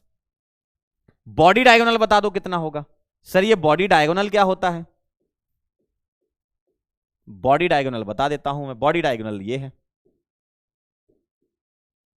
यहां से यहां तक की distance, body diagonal, body diagonal होता है √3a का, ठीक है। ये सिंपल मैथ्स वाली क्यूब वाली चीजें हैं। एज ए, अगर एज लेंथ ए है तो वॉल्यूम होता है ए क्यूब, फेस डायगोनल √2 है, और बॉडी डायगोनल √3 है, ठीक है। तो बॉडी डायगोनल ये है। अब मैंने क्या करा, बॉडी डायगोनल ये था तो यहां जो सेंटर पे पॉइंट था, ठीक है, यहां पर सेंटर बोल दिया मैंने तो यहां पर एक एटम था, यहां एक एटम था, यहां से यहां तक की डिस्टेंस कितनी है, ये टोटल डिस्टेंस जो है ये बॉडी डायगोनल है, क्या है ये, बॉडी डायगोनल है, क्या है ये, बॉडी डायगोनल है। और बॉडी डायगोनल की डिस्टेंस क्या होती है, √3 है। तो पूरी डिस्टेंस √3 है, ये यहां से यहां तक की डिस्टेंस, ये डिस्टेंस √3a है, तो मुझे चाहिए आधी। अगर ये पूरी √3a है तो आधी निकाल ली यहां से यहां तक की, ये क्या हो जाएगी बताओ, बोलो जल्दी से, बोलो बोलो फटाफट से, आधी डिस्टेंस चाहिए। तो मेरी यहां से यहां तक की डिस्टेंस, तो सुनो ध्यान से, ये कॉर्नर से कॉर्नर बॉडी डायगोनल जा रहा है, ये डिस्टेंस √3a है, तो आधी डिस्टेंस क्या होगी बॉडी डायगोनल, मतलब मान लो आपके पास कोई रूम है, जिस रूम में आप बैठे हो, तो आप ऐसे हाथ फैला लो, सेंटर पे खड़े होके, सेंटर पे खड़े हो जाओ, ऐसे हाथ फैला लो, तो ये जो ऊपर वाला कॉर्नर है इधर, और इधर ये जो नीचे वाला कॉर्नर, ये बॉडी डायगोनल है ना, ठीक है। आपको डायगोनली अपोजिट हाथ फैलाने ऐसे, कैसे ऐसे, है ना, डायगोनली अपोजिट हाथ फैलाने। तो ये कितना हो जाएगा, √3a/2, है ना। तो ये था मेरे पास बॉडी सेंटर, बॉडी सेंटर से कॉर्नर तक की डिस्टेंस होती है √3a/2, यानी कि मैं ऐसा लिखूंगा क्या, कि √3a/2 ये किसके बराबर आ गया, 2r के बराबर,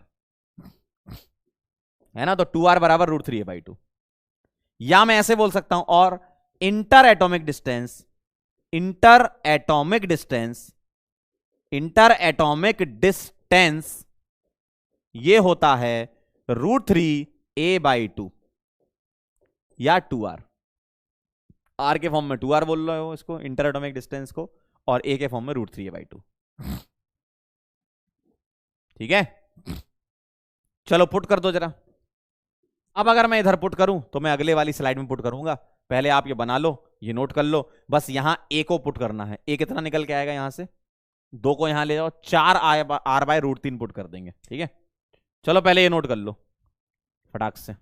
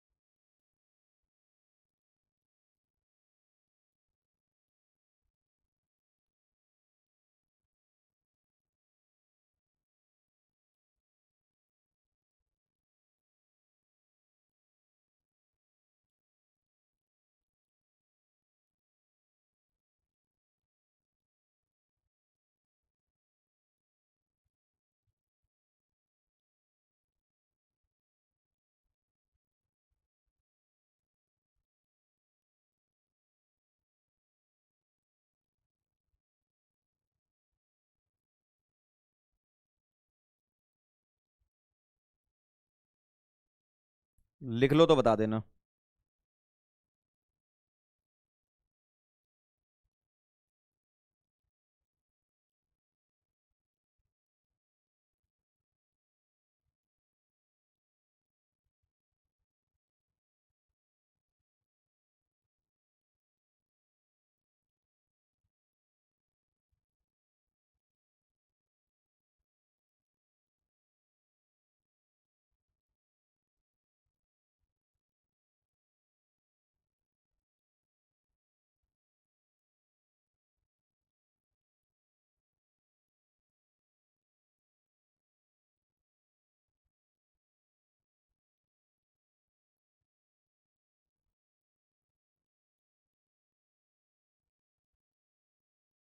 चलें आगे।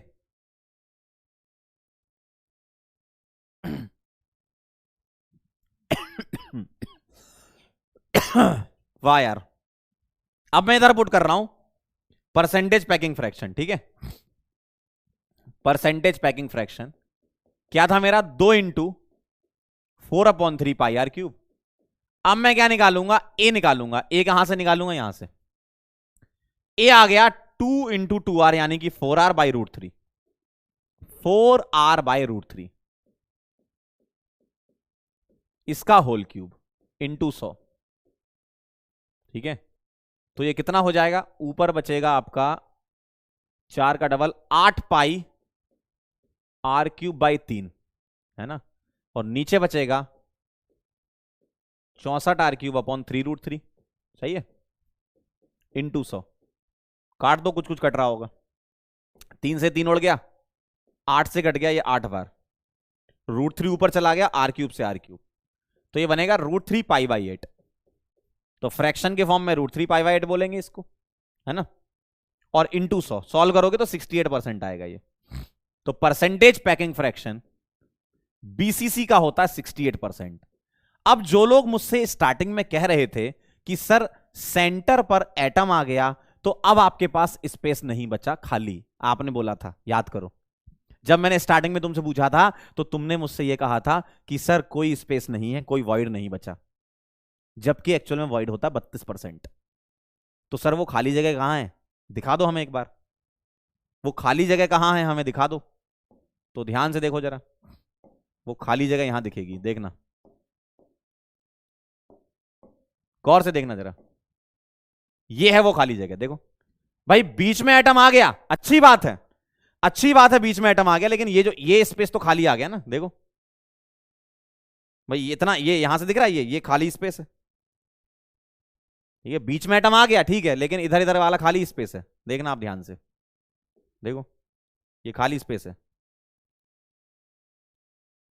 दिख रहा है, ये खाली जगह तो दिख रही है, देखो ये खाली जगह है ना। हालांकि वो बहुत कम होगी, 32% ही होगी, ठीक है ना। तो ये आ गया परसेंटेज पैकिंग फ्रैक्शन। नोट कर रहे हो क्या इसको, नोट कर रहे हो तो बता दो। खाली स्पेस तो होता है, ऐसा नहीं कि भाई पूरा ऑक्यूपाई कर लेगा, बहुत कम खाली स्पेस होगा, लेकिन होगा। 68% है, 32% खाली है,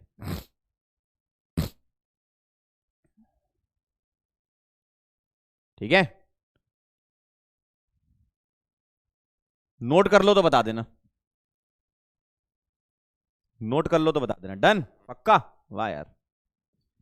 तो चलिए आगे चलते हैं, परसेंटेज वॉइड पर चलते हैं। परसेंटेज वॉइड, परसेंटेज वॉइड कितना होता है, percentage void is equal to 100 में से माइनस कर देंगे कितना, परसेंटेज पैकिंग फ्रैक्शन, यानी कि 100 - 68 यानी कि 32%, है ना। तो परसेंटेज वॉइड आ गया, बीसीसी का 32% होता है, 32%, ठीक है। क्लियर है। तो हमने सिंपल क्यूबिक समझ लिया, हमने बीसीसी समझ लिया, हम एफसीसी समझ लेते हैं और एक टेबल बना लेते हैं। आज के लिए आपकी बस एक ही टेबल काफी है, सिंगल टेबल। सिंगल टेबल से आपका सवाल बन जाएगा पेपर में।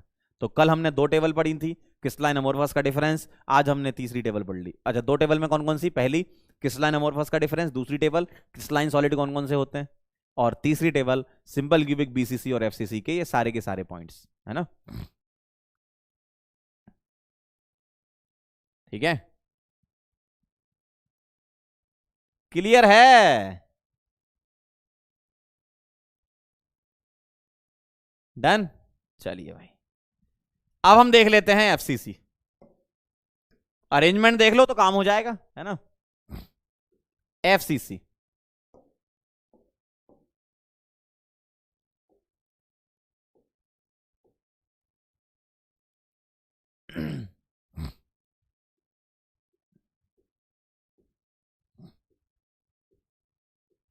फेस सेंटर्ड वाला।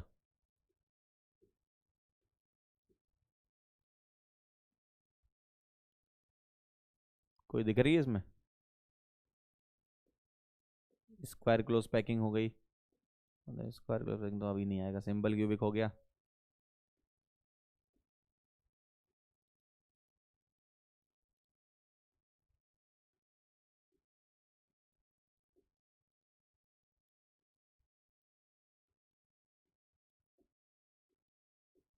फेस सेंटर्ड का दिख नहीं रहा। ओ एच,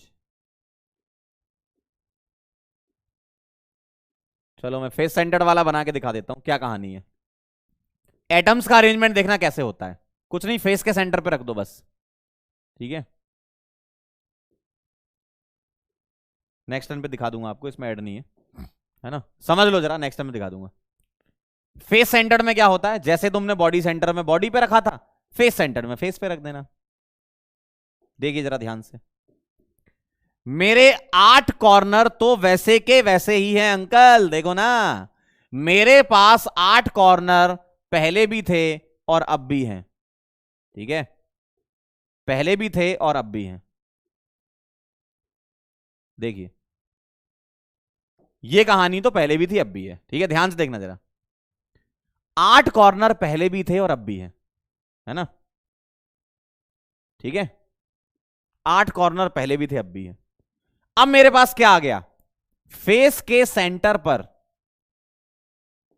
फेस के सेंटर पर एक एक एटम और रख दो बस। फेस के सेंटर पर एक एक, ये पीछे वाले दीवार का फेस सेंटर, ये फ्रंट वाली का फेस सेंटर है। ये राइट वाले का हो गया और ये फ्लोर का हो गया।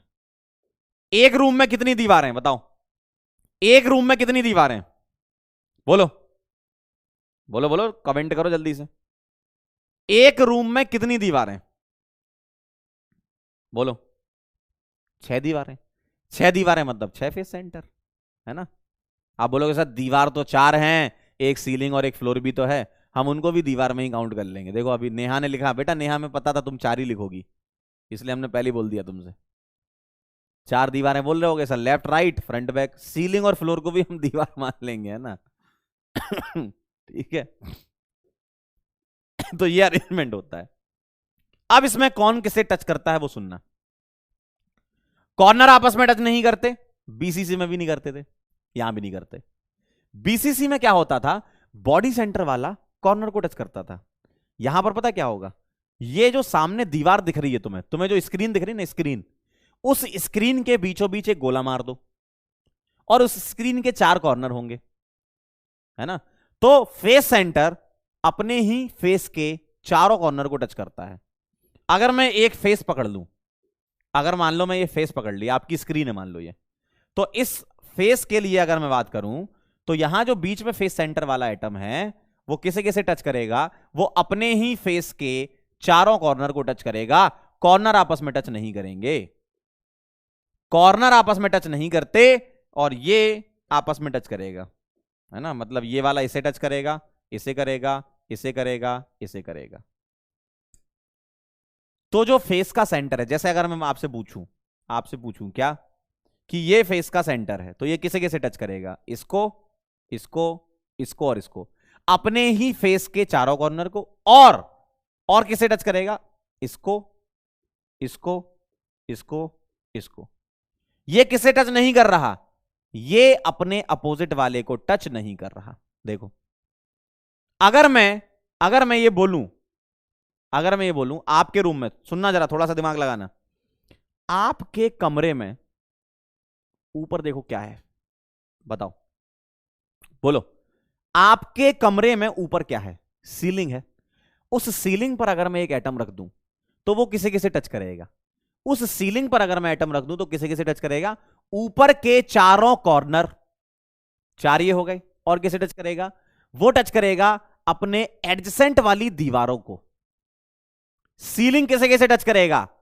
Front, back, left, right. Ceiling वाला किसे टच नहीं करेगा? फ्लोर वाले को। सीलिंग वाला किसे टच नहीं करेगा? फ्लोर वाले को।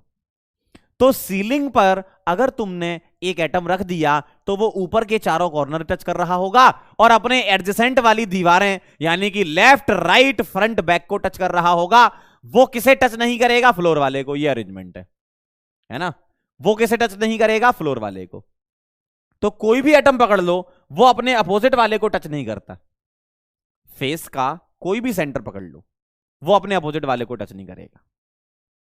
जैसे अगर मैं आपसे बोलूं कि आपके लेफ्ट साइड देखो कौन है, देखो देखो देखो, आपके लेफ्ट साइड कौन है?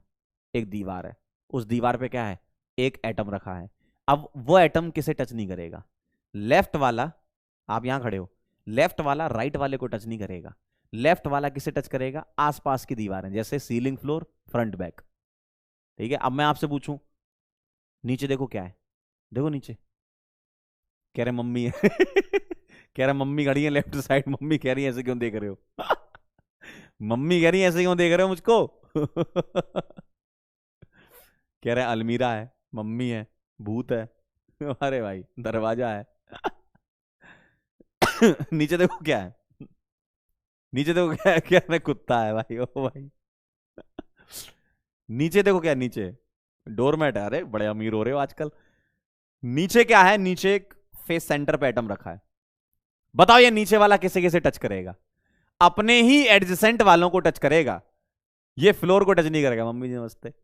ये जो ये जो एटम है जो नीचे रखा है, नीचे जो एटम रखा है, देखो नीचे, तो नीचे जो एटम रखा है वो किसे किसे टच करेगा? वो अपने एडजेसेंट वाली दीवारों को करेगा। किसे किसे? पहले तो वो नीचे के चारों कॉर्नर तो कर ही रहा है, नीचे के चारों कॉर्नर करेगा। और ये किसे टच करेगा? Left, right, front, back. Floor वाला किसे टच नहीं करेगा? सीलिंग वाले को। फ्लोर वाला किसे टच नहीं करेगा? सीलिंग वाले को। कह रहे हैं मां धरती है नीचे। वाह, बहुत बढ़िया। चलें आगे। तो कोई भी एटम पकड़ लो, वो अपने दीवार के कॉर्नर और एडजेसेंट के फेस सेंटर को टच करता है। वो अपने अपोजिट वाले को टच नहीं करता, है ना? बना लो डायग्राम, फिर आगे चलते हैं। बना लो डायग्राम, फिर आगे चलते हैं।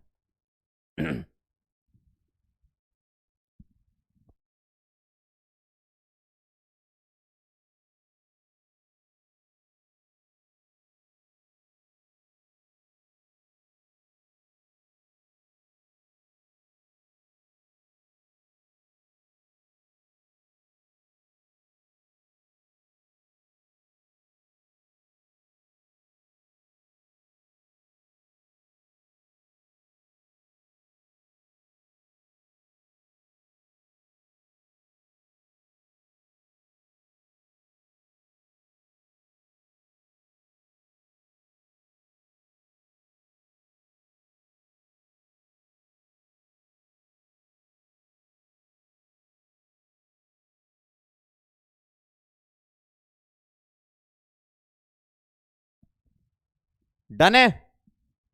चलिए बढ़िया बढ़िया बढ़िया बढ़िया बढ़िया। हम्म। अच्छा ये वाला मैं हटा देता हूँ, ये तो ऐसे ही समझाने के लिए था। यहां मैंने समझाई दिया कौन कौन किसे किसे टच कर रहा है, नहीं तो आपको लगेगा चार ही टच कर रहे हैं क्या।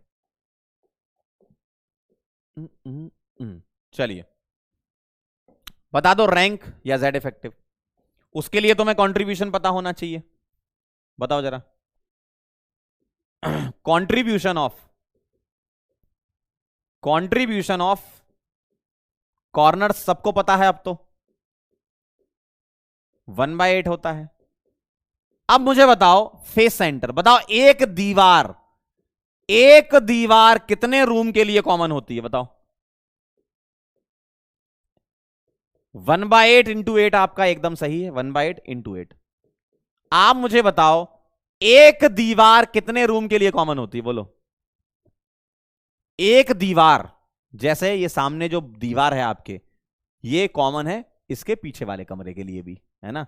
तो एक दीवार दो कमरे के लिए कॉमन है, तो अगर मैं इस सामने दीवार पर एक एटम या बॉल रख दूं तो आधा हिस्सा उस कमरे में दिखेगा, आधा हिस्सा इस कमरे में दिखेगा, है ना। तो ये होगा, कितनी दीवारें ऐसी होती हैं, 6 इंटू 1/2। तो ये आ गया आपके पास 1+3 और 1 3 का 4, है ना, 1+3 4 होता है। तो Z इफेक्टिव या रैंक आपको पता चल गई कितनी है, 4 है। चलिए फटाफट से लिख लीजिए, तुरंत से पहले नोट करें।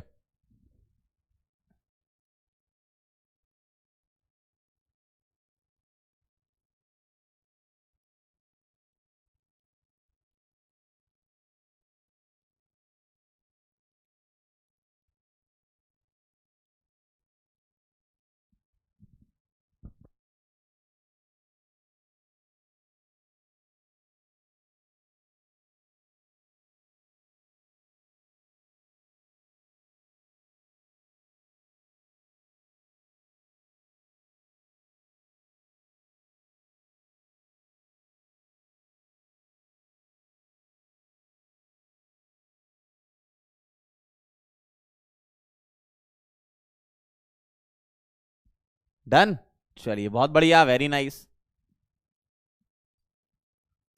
Very good. अगला कोऑर्डिनेशन नंबर कितना होगा बताओ, कोऑर्डिनेशन नंबर कितना होगा, ध्यान से देखना जरा, मैं इसको ऐसे लिख रहा हूं, 4+4 और +4 और होगा। 4 कौन से वाले, 4 होंगे कॉर्नर्स, अभी मैंने आपको बताया था। 4 कौन से वाले, एडजेसेंट फेस सेंटर, अभी मैंने बताया था, adjacent face centre, face centre इन अ रूम या क्यूब। और 4 और होंगे, ये होंगे adjacent, adjacent face centre, adjacent face centre in another cube, another cube,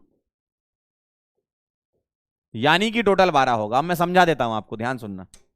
आपको 8 तक तो एकदम सही लग रहा था, है ना, आपको 8 तक एकदम सही लग रहा था, अभी जो मैंने समझाया था कि अगर मैं सीलिंग वाला, ध्यान से सुनना, ध्यान सुनना, आपके कमरे की सीलिंग देखो, देखो सीलिंग, देखो ना, उस सीलिंग वाले एटम से पूछो बताओ तुम्हें कौन कौन टच कर रहा है, तो वो सीलिंग वाला एटम बोलेगा कि मुझे अपने ही चारों कॉर्नर टच कर रहे हैं, अपने ही चारों कॉर्नर टच कर रहे हैं। और उस सीलिंग वाले एटम से पूछोगे और बताओ, कॉर्नर तो समझ में आ गए 4, और कौन टच कर रहा है, तो वो सीलिंग वाला एटम बोलेगा एडजेसेंट फेस सेंटर टच कर रहे हैं। कौन कौन से, फ्रंट, बैक, लेफ्ट, राइट। मैं फ्लोर को टच नहीं कर रहा, मैं फ्लोर को टच नहीं कर रहा, यानी कि 4 तो कॉर्नर हो गए और 4 एडजेसेंट फेस सेंटर हो गए। लेकिन वो तो इस कमरे में हुए ना अंकल, क्या ये सीलिंग ऊपर वाले रूम का फ्लोर है, तुम्हारे कमरे की सीलिंग ऊपर वाले कमरे का फ्लोर है। तो अब तुम उड़ते हुए चले गए शक्तिमान बन के ऊपर, तुम उड़ते हुए चले गए शक्तिमान बन के ऊपर।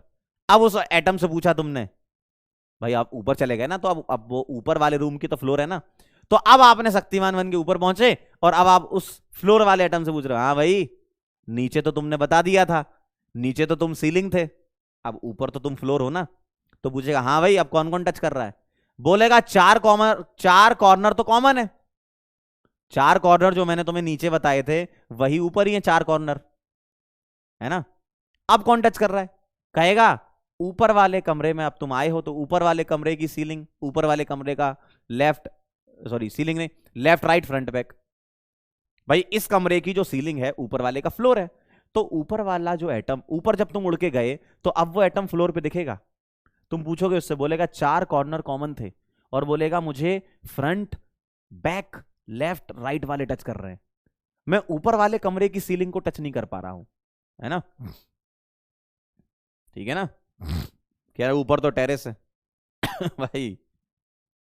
फिर सुनिए जरा ध्यान से, इधर ध्यान दीजिए सभी लोग, देखेंगे जरा फिर समझेंगे, एक बार और समझेंगे। इस रूम की जो सीलिंग है, इस रूम की जो सीलिंग है, आप जिस कमरे में बैठे हो, दिमाग आंख बंद कर लो जो मैं बोलते जा रहा हूं, आंख बंद कर लो, जो मैं बोलते जा रहा हूं क्या, इस कमरे की जो सीलिंग है, उस सीलिंग के चारों कॉर्नर को टच कर रहा हूं मैं, और इस कमरे में मैं फ्रंट बैक लेफ्ट राइट को टच कर रहा हूं, इस कमरे के फ्लोर को टच नहीं कर रहा। टोटल 8 हो गए। अब मैं उड़ के ऊपर चला गया, ऊपर चला गया तो ऊपर वाले रूम के हम क्या बन गए, फ्लोर। फ्लोर बन गए तो फ्लोर के चारों कॉर्नर ये तो कॉमन हो गए, है ना। इस फ्लोर के फ्रंट बैक लेफ्ट राइट 4 ये हो गए, है ना। ठीक है, क्लियर है ना। तो 4 + 4 + 4, ठीक है, 4 + 4 + 4, 4 तो कॉर्नर, 4 इसी वाले रूम के एडजेसेंट फेस सेंटर, और 4 ऊपर वाले रूम के एडजेसेंट फेस सेंटर, है ना। अच्छा, ये कॉर्नर कॉमन है, जो नीचे वाले रूम के सीलिंग के कॉर्नर थे वो ऊपर वाले रूम के फ्लोर के कॉर्नर हैं, है ना। तो इसलिए 16 मत कर देना। परसेंटेज पैकिंग फ्रैक्शन पे चलते हैं, आओ जरा। परसेंटेज पैकिंग फ्रैक्शन का फॉर्मूला कितना था, Z effective into volume of atom divided by volume of unit cell, volume of unit cell into 100। Put कर दो जरा, Z इफेक्टिव 4 था और वॉल्यूम ऑफ एटम हो गया 4/3 पाई r cube upon a cube into 100। अब क्या करोगे, a और r का रिलेशन निकाल लोगे, ठीक है। क्या relation between a and r, relation between a and r। मुझे बताओ कौन कौन टच कर रहा है, बोलो। फेस सेंटर को अगर मैं पकड़ूंगा तो फेस सेंटर टच कर रहा है कॉर्नर को, क्या ये बात सही है। फेस सेंटर टच कर रहा है कॉर्नर को, क्या ये बात सही है। फेस सेंटर टच कर रहा है कॉर्नर को, तो ये फेस सेंटर ये कॉर्नर, तो यहां लिख दूं मैं कॉर्नर, यहां लिख दूं मैं फेस सेंटर, ठीक है। और फेस सेंटर कॉर्नर को टच करेगा तो ये आर और इन दोनों के बीच की डिस्टेंस फेस डायगोनल का आधा √2a/2, फेस डायगोनल का आधा। फेस डायगोनल कितने का था, √2a का था, है ना। फेस डायगोनल का आधा, तो ये क्या हो जाएगा, 2r is equal to √2a/2, ठीक है ना, √2a/2, ठीक। या मैं बोल दूं इसको क्या, और inter atomic distance, inter atomic distance. अगर इंटर एटॉमिक डिस्टेंस पूछे तो आर के फॉर्म में क्या होगी, आर के फॉर्म में होगी 2r, और ए के फॉर्म में √2a/2, इंटर या a/√2 बोल दो, है ना, है ना। देखो मैं एटम से दिखा देता हूं आपको, ये वाले देखो, ये पूरा कितना था, √2a था, उसका आधा चाहिए यानी कि √2a/2, ये चाहिए ना। यहां से ये टच कर रहा है ना इसको, ये वाला इसको, तो 2 एटम टच कर रहा है, इंटर एटॉमिक डिस्टेंस कितनी, √2a/2, और r के फॉर्म में 2r,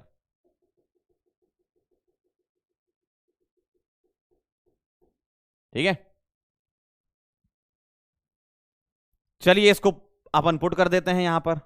तो बताओ जरा यहां से मैं a क्या निकाल लूं, a बता दो, a कितना, a आ जाएगा 4r/√2, तो 4 × 4/3 पाई r क्यूब, या चलो आगे पुट कर देंगे अगले वाले स्लाइड में, ठीक है।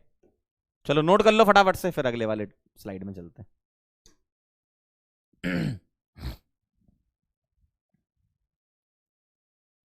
बस लास्ट पॉइंट है ये, फिर अपन एक टेबल बना लेते हैं इसकी।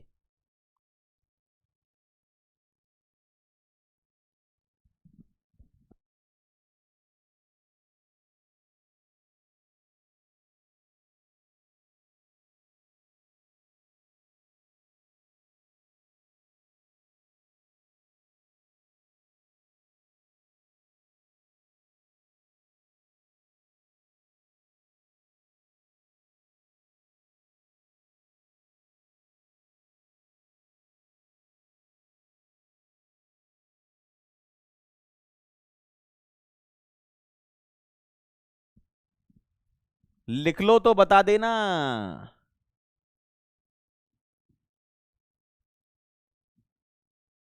डन है, पक्का। चलिए भाई, अब मैं यहां पुट कर दूं a को कितना, 2 को यहां ले जाओ 4r/√2, तो ये था अपना कितना, परसेंटेज पैकिंग फ्रैक्शन 4 × 4/3 पाई r क्यूब, और a को रख दूं मैं कितना 4r/√2 का होल क्यूब इंटू 100। चेक कर लो जरा, ए को मैंने रखा 4r/√2, सही है ना। अब इसको सॉल्व कर लेते हैं। ऊपर कितना बन गया, 16πr³/3 अपॉन, ये आ गया 64r³/2√2 इंटू 100, सही है।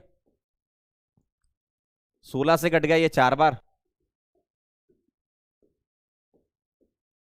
r³ से r³ है ना, और 2 से कट गया ये 2 बार, सही है। √2 को मैंने काटा 2 से, तो √2 बार, क्यों 2 को लिख दिया √2 इंटू √2, एक √2 कट गया, ये बचा π/3√2, π/3√2 इंटू 100। तो ये आता है परसेंटेज पैकिंग फ्रैक्शन 74%। 74% आ गया आपका, फटाफट से नोट कर लीजिए, बस कुछ नहीं सॉल्व किया मैंने, आप भी कर सकते हो ये, ठीक है। 74% आता है ये, और ये आपको याद भी करने हैं परसेंटेज, सीधे ऐसे बार बार सॉल्व नहीं करोगे। अब एग्जाम में सवाल कैसा पूछ लेंगे, बताओ बताओ बताओ पाई के फॉर्म में क्या आंसर है, फ्रैक्शन पूछ लेंगे तो पाई के फॉर्म में आएगा π/3√2। बताओ कितना स्पेस एटम ऑक्यूपाई कर रहे हैं, तो 16 π/ ये वाला 16 πr³/3, इतना एटम स्पेस ऑक्यूपाई कर रहे हैं। परसेंटेज निकालना है तो हम क्यूब के वॉल्यूम से डिवाइड कर रहे हैं, लेकिन स्पेस तो इतना ऑक्यूपाई कर रहे हैं ना। या तुमसे पाई में पूछ लेंगे तो π/3√2 होता है, ठीक है। तो ये सवाल आपसे एग्जाम में हो सकते हैं, पूछ लें या डायरेक्ट पूछ लें आपसे, ठीक है।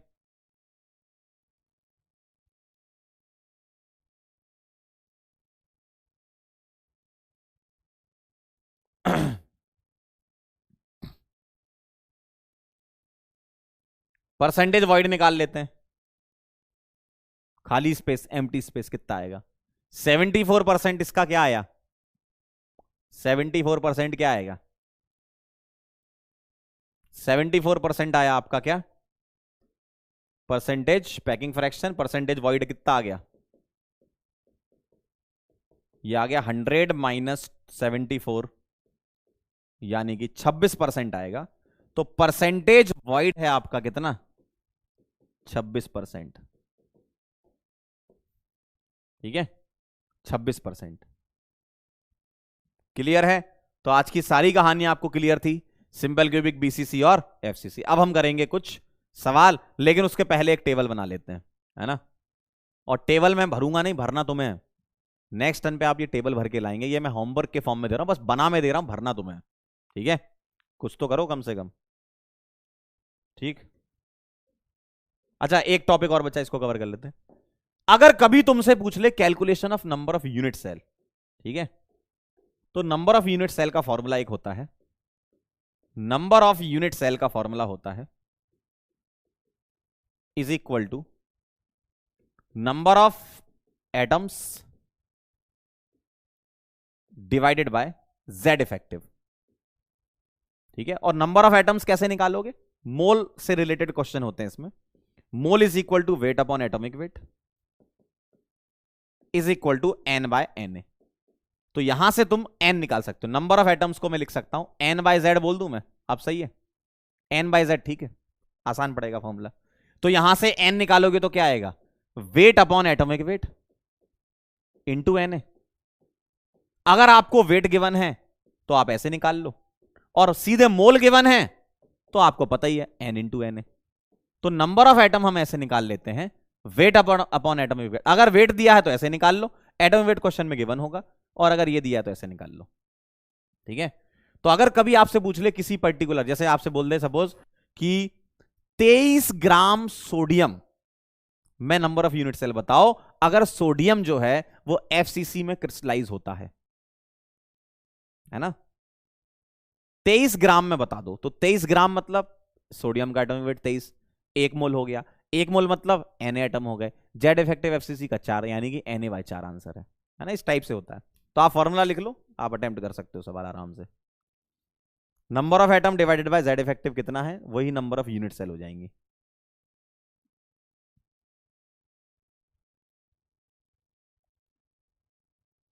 ठीक है,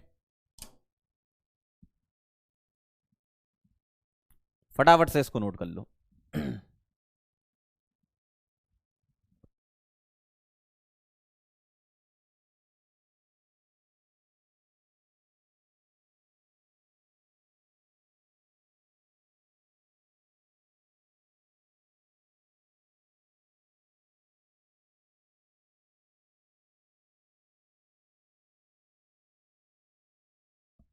डन, पक्का। चलो मैं यहां सवाल लिख के बता दूं क्या, तो थोड़ा सा आपको आइडिया लग जाएगा। चलो क्वेश्चन ऐसा है, find number of unit cells in, अपने मन से कुछ सवाल बनाता हूं, 46 ग्राम सोडियम, और सोडियम के बारे में बता रखा है कि इन बीसीसी में, बीसीसी में क्रिस्टलाइज हो रहा है ना, यानी कि बीसीसी क्रिस्टल बना रहा है। तो क्या करना है, एन निकाल लो, यहां से कितना आ रहा है 46/23 एटॉमिक वेट है सोडियम का, ये गिवन होगा क्वेश्चन में है ना, गिवन है एटॉमिक वेट ऑफ सोडियम 23, वैसे भी तुम्हें याद ही रहता है ना।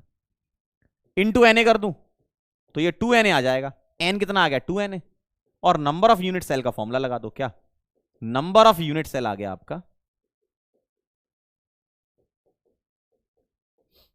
N/Z है ना, Z इफेक्टिव कितना होता है बीसीसी का 2, तो Na आंसर आ जाएगा, यानी कि 6 × 10⁻23। अवोगैड्रो नंबर तो सबको याद ही होगा ना, यूनिट सेल्स है ना, क्लियर है। बीसीसी का Z पता ही है ना तुम्हें, Z कितना बीसीसी का 2 है, और नंबर ऑफ यूनिट सेल रख दिया अपन ने N/Z, N/Z होता है इसका फॉर्मूला। ठीक है, इस टाइप से सवाल हो सकता है आपके सामने।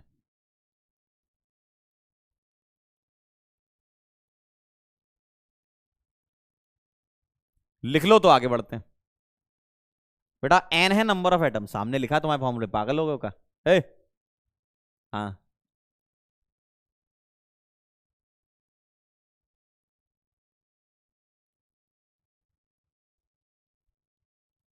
ठीक है, कह रहे 2Na क्यों, 23 का डबल 46 होता है भाई। चलो बहुत बढ़िया। अब मैं आपके सामने बना रहा हूं टेबल नंबर 3, बड़ी इंपॉर्टेंट है, और ये टेबल आपके लिए होमवर्क भी है, आपको इसे भरना है, नेक्स्ट टर्न पे मैं फिल करूंगा इसको, है ना। तो ये है आपके लिए होमवर्क टेबल, ठीक है। यहां लिखना है आपको यूनिट सेल,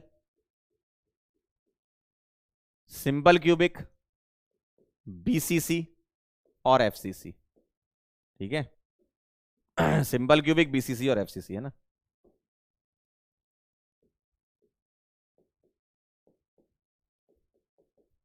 और यहां वो सारी चीजें लिखनी है जो आप पीछे करके आ चुके हो, क्या क्या, जेड इफेक्टिव, ये लिखो आप, सीधे सीधे एग्जाम में सवाल होते हैं बेटा, है ना, ये आपको काम करके लाना है कल। जेड इफेक्टिव हो गया, ठीक है। कोऑर्डिनेशन नंबर लिखो आप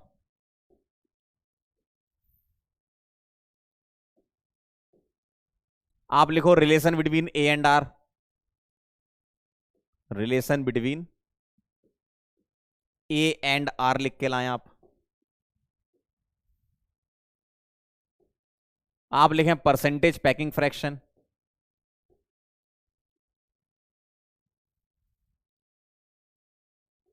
आप लिखें परसेंटेज वॉइड, ठीक है।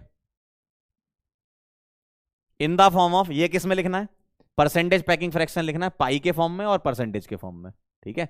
जैसे पाई/6 52.4%, √3 पाई/8 68%, पाई/3 √2 74%, ऐसे लिखना है आपको, ठीक है। तो ये टेबल आप नेक्स्ट टर्न पे फिल करके लाएंगे, ठीक है, हम भी इसको भरेंगे आपके सामने। तो ये आपकी तीसरी टेबल हो गई, मैंने पहले बोला था 5-6 टेबल हैं, पूरा चैप्टर खत्म हो जाएगा। अब आप सोच लो 5-6 टेबल से अगर आपको पूरा क्लियर हो जाए तो कितना अच्छा है ना। सीधा सवाल आता है एग्जाम में इससे, है ना, जैसे बोर्ड में भी आपसे डायरेक्ट पूछ सकते हैं, सॉरी बोर्ड में नहीं, नीट में। क्या हो गया इसको, बोर्ड में तो हटा दिया, अगर नीट में रखा उन लोगों ने तो, ठीक है। ठीक है, क्लियर है। तो ये आपको भर के लाना है, और मैं कुछ आपको होमवर्क दे रहा हूं, वो आप करके लाना, ठीक है। ये तो होमवर्क है ही, साथ साथ जैसे इस टाइप के सवाल हैं, A solid has a BCC structure if the distance of closest approach, closest approach मतलब वो जो इंटर एटॉमिक डिस्टेंस है, तो जहां भी आप देखें डिस्टेंस ऑफ क्लोजेस्ट अप्रोच मतलब इंटर एटॉमिक डिस्टेंस, मतलब दो एटम के बीच की डिस्टेंस, इंटर एटॉमिक डिस्टेंस। तो दो एटम के बीच की डिस्टेंस को बोलते हैं distance of closest approach. Between two atom is this, edge length निकालनी है। ये सवाल करने हैं आपको सारे, है ना। ये करो, ये करना है परसेंटेज निकाल के, मतलब परसेंटेज याद होगा तो कर लेना, किसकी परसेंटेज एफिशिएंसी ज्यादा होती है, रिलेशन क्या क्या होता है ए और आर का। तो ये जो जितने भी मैंने आपको पढ़ाया ना थ्योरी, वही सवाल है, ठीक है। तो ये सारे सवाल आप करके लाना, ठीक है। ये सारे सवाल आपके लिए होमवर्क है, ठीक है, बड़ी जल्दी बन जाएंगे आपके साथ। और ये होमवर्क है आपका मॉड्यूल से, मॉड्यूल का page number 25, topic wise questions के ये वाले क्वेश्चंस करने, ठीक है। इतने सारे सवाल इसलिए हैं आज क्योंकि नेक्स्ट मुलाकात अपनी मंडे को होगी, है ना। अब तो आपकी 2 क्लासें हो गई ना, तो 3 दिन हो गया। तो आज वाले दिन आपको होमवर्क थोड़ा ज़्यादा मिल रहा है कि वो टेबल भरनी है, ये सारे सवाल करने हैं, और वो जो मॉड्यूल का होमवर्क है वो करना है, और डीपी भी करनी है। हो गया काम आपका, है ना। इतना सारा तो कर ही लोगे आप मंडे को जब मिलोगे मेरे से, तो ठीक है। तो भयंकर होमवर्क है ये।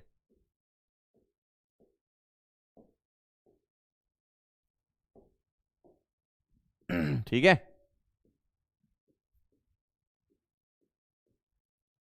तो काफी सारा होमवर्क आप करोगे और मुझे पता है तुम लोग करके ले आओगे। ठीक है, तो अब हम बेटे मुलाकात करेंगे आपसे सोमवार को, और आप पूरा ये रिवाइज करके आना। हम आगे की चीजें पढ़ेंगे, होमवर्क भी करेंगे, है ना। आगे की चीजें भी पढ़ेंगे अपन और होमवर्क भी करेंगे, ठीक है। क्लियर है। चलिए बेटा, तो फिर मुलाकात करते हैं नेक्स्ट लेक्चर में। तब तक के लिए ओके बाय।